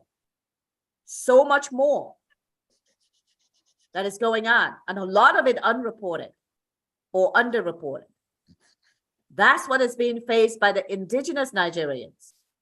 And it is important that all of us that have waken up, make sure that this information is going around so our people would understand exactly what's going on. We are at war. And they must call for self-defense. They must call for our people to rise up. This is all of the indigenous people, because it is the masses that will change what is going on in Nigeria. It is the masses that will change what is going on in Nigeria. But they cannot arise if they don't know exactly what is going on. So I'm going to come around now and have everyone give us their closing thoughts to this war that is going on in Nigeria. You can address the evidence. You can address your comments to our people, or you can address your comments to the international community. So I'll come to you, Prof. Inyeribe, your closing comments. The way the Fulanis think that they have the indigenous Nigerians under their pocket has to be stopped, has to be rejected. The United Nations won't do it for us. Our former colonial masters won't do it for us. No well-wisher will ever do it for us. We, the indigenous people of Nigeria, have to recognize that we are not only at war, that our existence is threatened to the utmost. Absolutely. And nature and instinct demands that we do everything we can for self-preservation, for the preservation of our families, children and grandchildren, for the self-preservation of our people, and self-preservation of all members of the indigenous community in Nigeria. Everything we do is right to achieve this aim. Waiting too long will give the enemies time to consolidate their position and jeopardize our ability to claim or reclaim what is ours. Don't forget, it is the winner who writes his story and imposes it on the rest of the world. The narrative in the future will not be, oh, these people tried, but they didn't succeed. it will be they were conquered and they are lost forever. That's all I can say about that. Very important points that you made. Very, very important points there. Because this is a grave situation. It is an existential threat that is being powered by both an invasion of the land, an extremist Islamization agenda, an Arabification agenda, and a Fulanization. As Bala Muhammad said, they want to gather the Fulani in one place. And their latest target is Nigeria. And they have made significant inroads. And, you know, obviously the constitutions are important. And so going forward, all Black Africa needs to be looking at their constitution to eliminate any non-indigenous person from ever becoming a president or governor for that matter. We have got to learn from what happened in Central African Republic, what is happening right now in Nigeria, as all the revenue of the country is no longer in the hands of the indigents, but in the hands of the Fulani foreigners. Yeah, they're migrants, but they're still foreigners to the land. And so, yes, UK Parliament, it is apartheid. You know history just like we do. The Fulani are not indigenous. They are foreigners. And so, yes, apartheid is what it is in Nigeria. House of Commons, House of Lords, the State Department, Secretary Blinken, senators, House of Rep around the world. There is a war going on in Nigeria against the indigents. The sovereignty has been hijacked. It has been hijacked and must be reestablished to save lives. So I'll come to you, Stephen, or I'll come to you. Actually, Sunny Lambe, I know you spoke a little bit ago, but if you want to give some quick word, and you can again aim it towards our people, to the external world that needs to understand what's going on, or to the evidence of that we have seen. And this is just a drop in the bucket, what we looked at today. So if you want to give us a couple of seconds or a minute of your final thoughts would be great. And then we'll come back to Stephen, but if he's not back, we'll come to Honorable to give us his thoughts. I mean, my dear sister, Jim, with due respect, I think the responsibility lies with us. Absolutely. I mean, now Yoruba code. We have thorn in your leg, paining you. It's you will be looking for somebody to help you. But the responsibility starts from you first. And that is a child, you remember, you look at the baby. If the baby doesn't smile towards you, you won't even have the urge to, let me carry this baby. Hello, Absolutely. Now, the same thing with the situation we find ourselves. We have to take responsibility first before outsider can say, actually, we want to help this guy. It's not fair what is going on. So the responsibility rests with us, individually and collectively, in my opinion. Yes, let's talk about the Stockholm Syndrome and that slavery mentality that has held our people in bondage and makes it impossible for us to do what you say. Our people have been held behind economically with the way things have been distributed in Nigeria. The poor have been pushed into abject poverty. They're not even part of the third world. The poor in Nigeria are not even at third world level.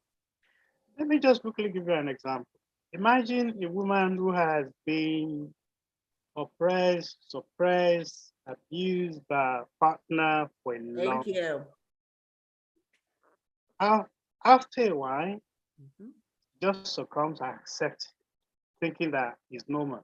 Even when the outsider are saying, no, this is not right, because I've witnessed my own sister and many others. So it's similar to what we are expressing as Nigerians, most especially the poor ones, that you probably send a few pennies, a few pounds or dollars to every month. You tell told them about this. We will say God will change it, but God doesn't change anything. No. Unless you take the first action and then pray to God. Prayer Thank you. work together. You can Thank pray you. that kingdom come, fast, sleep in the church, and you don't have the right of qualification. You don't apply for the job, and you think God will then find you the job and find you qualification as well. We are just fooling ourselves. At the same Thank you. place here. So Thank you.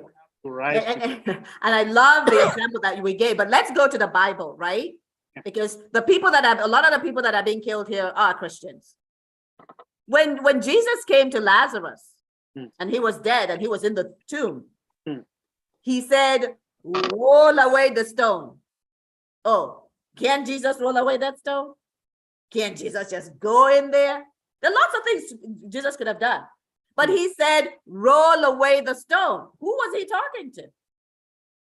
Us. Exactly. Do your We bit. need to rise up. Rise up. Exactly. To our governors, our senators, House of Rep, local government area, and demand that they have accountability. Yes. Demand it.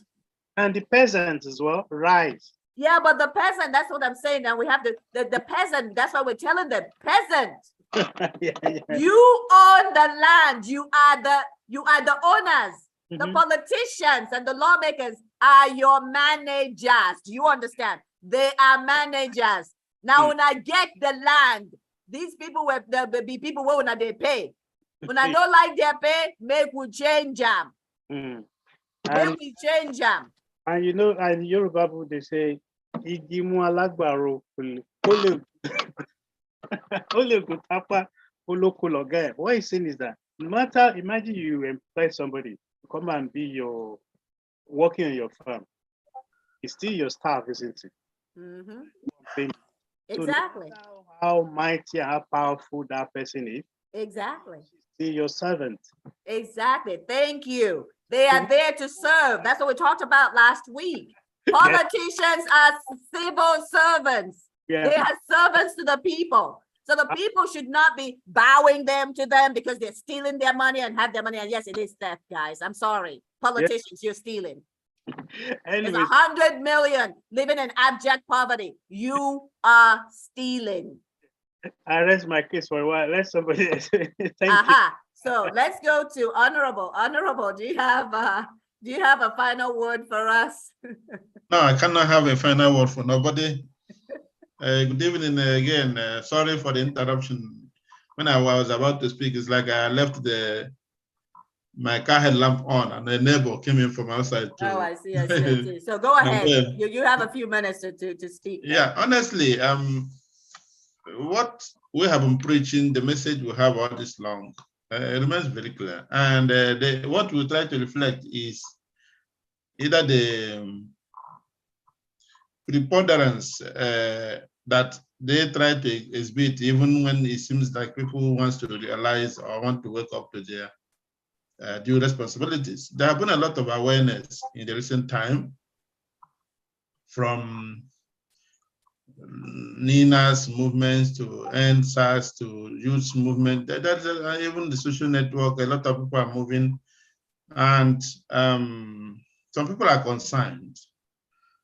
I have seen people voice, who is coming there? We should not give, if they do not permit particularly open grazing in the South, we should not allow presidency to them, as if to say we should be slave to their own ideas. Some people are there saying, whoever South is coming, is he taking us to Futajelon? Where is he taking us? That simple means it is clearly in their conscience that they know that they are foreigners. And unfortunately, Nigeria having a faulty foundation, where the complicities of the so-called colonial masters gave us really a very bad foundation. And the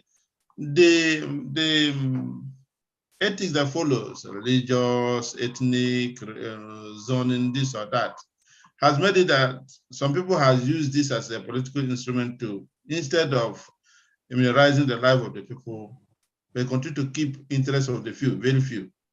And this is exactly what is killing Nigeria today. In most civilized world, when they see a good leader, which is who has a visionary and ideas, even when he comes from even a minority party or minority group, as we may call it, even though those things are no longer much noticed in some of these places, they allow such a person to rule and give the best, better foundation, better policies that will make life better. Over us, no. Some people will tell you, instead of somebody from somewhere to rule, let a goat or sheep or what they call it, or cow rule from this area. And when cow is ruling, what do you expect? When sheep is ruling, what do you expect? And when goat is ruling, what do you expect? And this is the problem. So you can't give more than what you have. And I saw recently, even though I don't like to talk about what seems to be the political jargons that's going, but the idea was, somebody said, hey, giving candidates is good in the economy, so let him come and be vice. Then if the problem in Nigeria is economies, and then you don't know it, you don't have it, and then you want somebody who knows to be your vice, what is your intention? That simply means you want to cage some people to your interest. So political power is Nigeria is caged by the so-called 1999 constitution, gave a lot of power to that office, not just the presidency, but the president, one person. In fact, so the minister for of finance was asked, why was how many trillion given to which country? He said he can't challenge. Republic. Yeah, Benin Republic. He said he can't challenge the word of the president. Is this how a country is run? Yeah. Is that how a country should be run? Right. Ministries are created to be almost independent, that should advise the president on what to do in that areas, not anybody imposing anything on them. Unfortunately, this is what we have. Yeah, so $1 million given to Afghanistan. Okay. Yep. While 100 million are living in abject poverty. So 1.4 billion of security cars bought for Niger Republic when the government is overwhelmed. They said they're overwhelmed by terrorists, but they're giving security vehicles to Niger Republic, right? And it's on and on and on, right? 5.9 billion to train 177 students to fix cell phones. $66,666 given to fix cell phones. They won't even earn that amount of money in their lifetime. So why are we wasting the money? While 100 million are living in abject poverty. Continue, Honorable, unless you're done. But what I was trying to say is that what should have been the right step, which was what we have been preaching all this long, should have been to amend this constitution, to change this constitution to suit what would give Nigeria a progressive mood.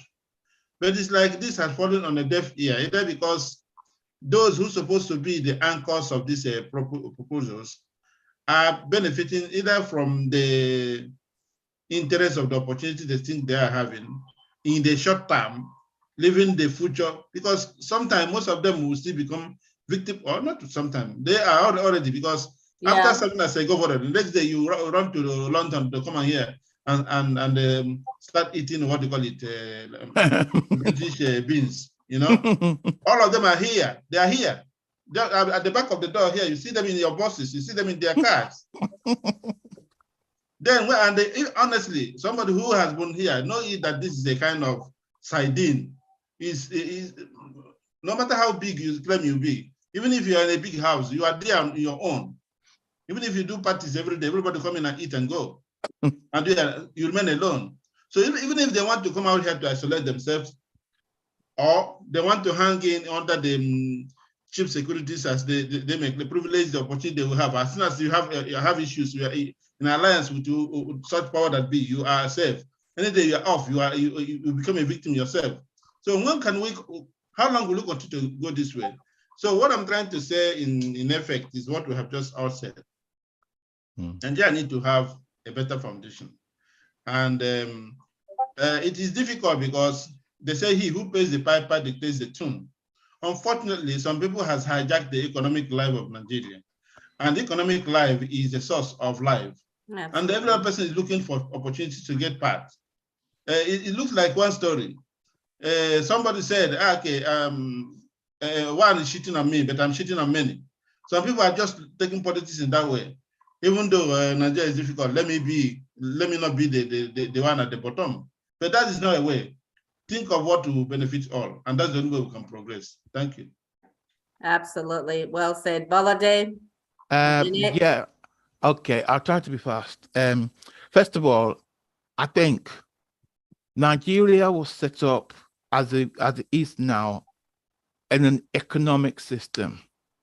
And the economic wing was right, okay, the South was profitable, the North was not profitable. But it was in the interest of other people, not interest of others. Now, since they gave us independence, all the structures we had at the time, what economic that was built then, there was no improvement on it. We had politicians coming. That's what we had. No person that had an economic vision to go forward. Anyone that had that economic vision to go forward, guess what? They neutralized that person or those people. So we've never had it. Now the government wants to tell us something that they got no money. Unfortunately, that is a lie, because they've got their foreign reserves somewhere, and they've got their whatever they've got somewhere else. It's just that the Nigerian currency is worthless, so it's not worth printing it. Think about it. If the Nigeria is not worth printing it, what are people spending? Some people in Nigeria, I know that are well-to-do, but they don't deal in Naira. They deal in foreign currencies. But while they're down there, they do something else. They'll tell you a lot of crap. Right now, gentlemen, written this book for me. They come over here and be eating or live right. There was one of these governors, was he an ex-governor? He went to America. He was in the airport, and somebody saw him and said, "Oh, how are you? Can I talk to you?" And he was eating. He bought his own food. An ex-governor, who would not do that? He's in an airport. He bought his own food. This gentleman is saying, "Oh, I want to interact with you." He said, "Do you know who I am? How dare you take a picture of me? You can't take a picture." I said, "Listen, Joe Biden can't tell me to take a picture, not take a picture of it." I thought, what did these people think they are? Why do they think they are in the world? Nigeria, yeah, you could do whatever you like. The rest of the world, you can't do that. I don't think you can even go into the public and say all that crap. Then you come over here, you come to England, and I think the other thing is this. The foreign people that do business with us in Nigeria, they're also part of our problems, because our people now take their money out of Nigeria or whatever and put it over here in some offshore funds. Was it the Panama Papers? We're all over it. Other stuff, other criminal stuff, you find it, guess what? Nigeria's top there, they had a lot of money. So where's Nigeria not got no money? That is a love line. It can't stand in my book. It can't stand. That's what I got to say. Okay, awesome. Thank you, everyone, for your comments. Paul, I don't know if you're at a place where you're able to speak. If you are, this is a good time to unmute and give us some words. But again, what we are facing in Nigeria is something that we must drive the narrative. Herder-farmer conflict is simply complicity, because herders don't have the land. Farmers own the land. So when we continue the herder-farmer conflict narrative, it is saying that these criminal herders, they are criminals, they're terrorists. You are siding with terrorists against legal owners of the land. You're saying that it's okay for them to kill legal owners of the land, to take them away from their land, and for them to be placed in IDP camps and ignored by the federal government, who's given money to people outside of Nigeria. What about the victims of his Fulani kinsmen? He's given ranches to his terrorist Fulani kinsmen. That's the situation that we find ourselves in. And the wall, we must raise our voices for the wall to understand what it is. As a counselor said, this is an existential threat that we are facing. It is an existential threat. There's ethnic cleansing. There's a jihad. Our government is already compromised. They collude because they are the terrorists. If a government cannot call these Fulani herdsmen and the foreign Fulani to order, then the government is aiding these terrorists. Bernard Henri Levy, he said it clearly. He's leading and he's complicit, he said of Buhari. Because no objective person can look at what's going on and say it's okay. No, it isn't. So Stephen, you're back with us. Final thoughts, and then we are going to wrap up. We are going a little longer than we had planned on. Thank you. We are at a very critical inflection point in the history of our existence as an alliance, as alliance tribes. We have to decide and proactively take matters into our own hands for our own defense and survival. The global community has failed at a minimum to see the moral imperative in intervening in the affairs of Nigeria. But to the extent that we as a people, as the Honorable Councillor said, have recognized that we face an existential threat, we need to take those threats very seriously, very urgently. Absolutely. And wake up and smell the coffee. We can no longer wait on outside third parties who are actually beneficiaries of the chaos to come to our rescue. We need to wake up. We've been speaking for the last maybe several months or several years that several weeks or months that it's at our doorstep. No, it's right inside our lobby right now. It is in our backyard. It is in our backyard, and they're stepping into our homes right now.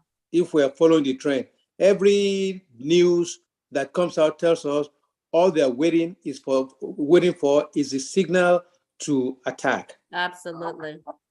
So the sooner we prepare our defenses, the better for us to maintain our existence or sustain it, actually.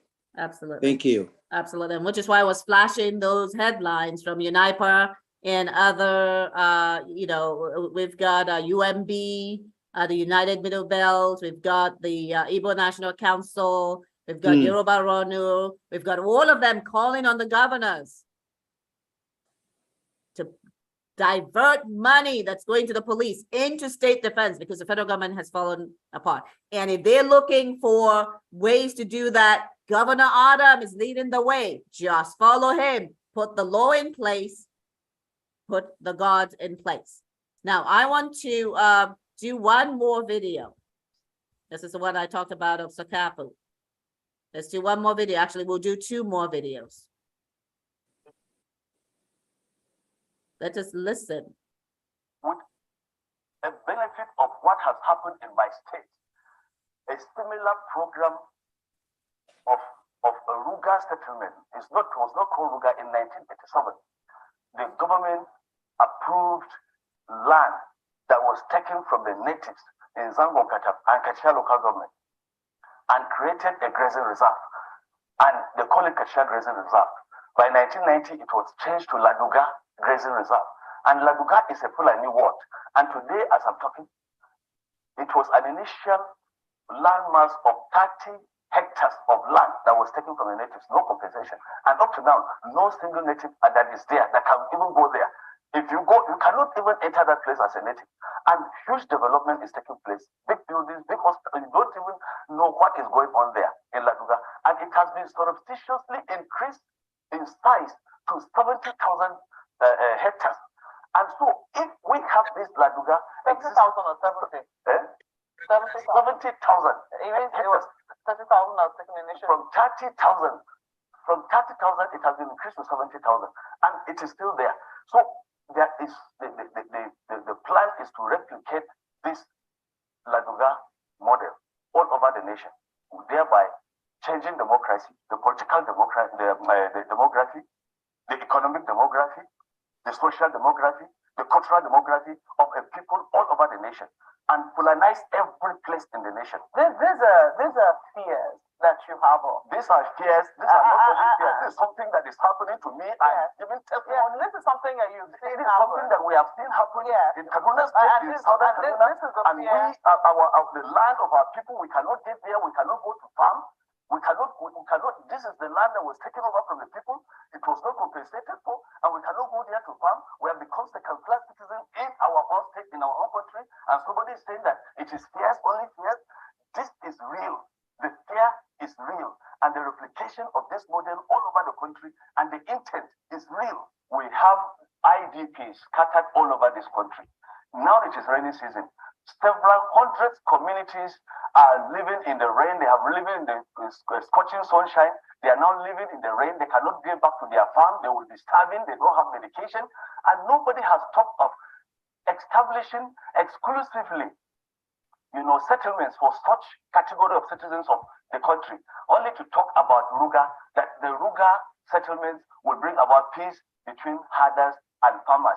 How will it bring about peace between herders and farmers? And we are saying, even in the Northwest region, there is a category that has been displaced in Katsina and Zamfara and other states of the core north by this armed banditry.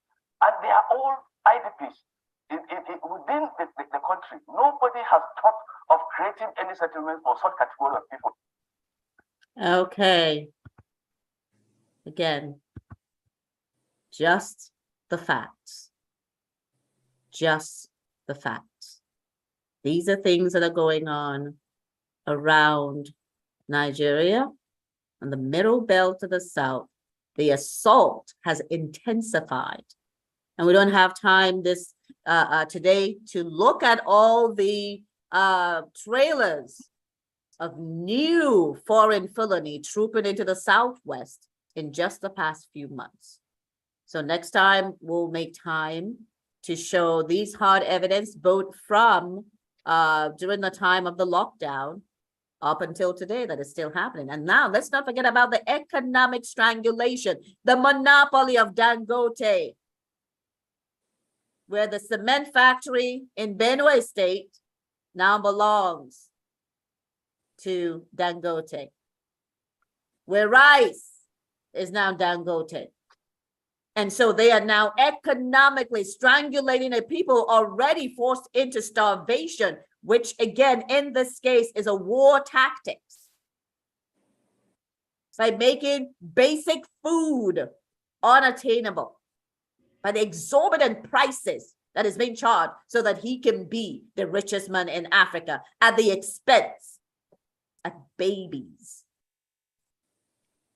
Babies.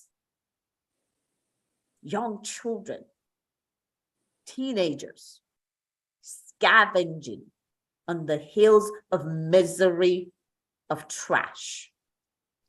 So again, our people, indigenous Nigerians, the Hausas, the Birams, Ijos, Igbos, the Yoruba, the Ishikiri, the Efiks, those from Igala. There's so many of us. We cannot continue to allow our own to divide us. We must come together. And those of us that know this information must share it to the basic level down to the villages. It is important because knowledge is power. And power leads to our freedom. So thank you all very much again. And until next Saturday, when we are going to take on another riveting topic that would continue to educate our people and the world at large, I bid you all to have a great rest of the weekend. And Prof, we're so glad to have you back. And Councillor Sonny Lambe, feel free to join us any Saturday that you want to join us. And Stephen, great comments as usual. Honorable, thank you very much. I will see you guys next Saturday, where we again compile all the information for our people. So in one place, they can very easily see what's going on.